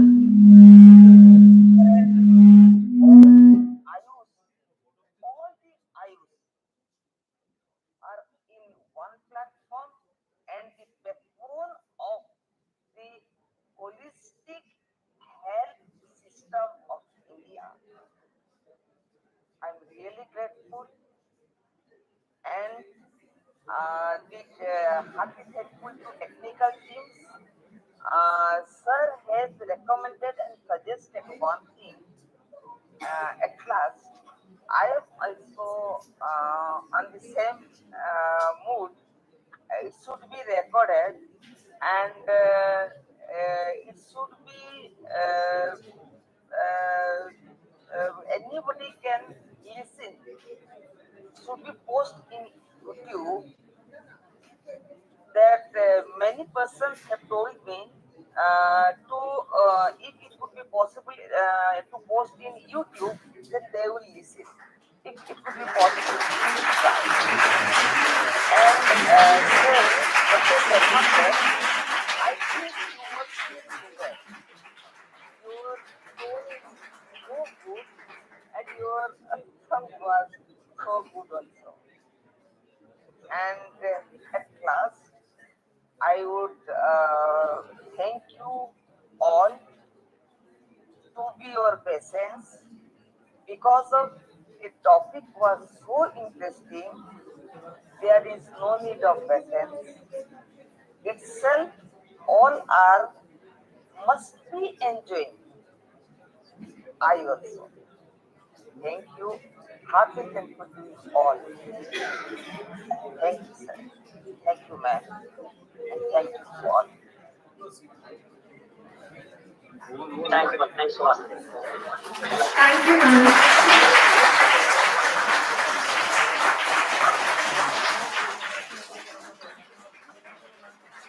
Let's conclude the session. Let's all rise for the national anthem.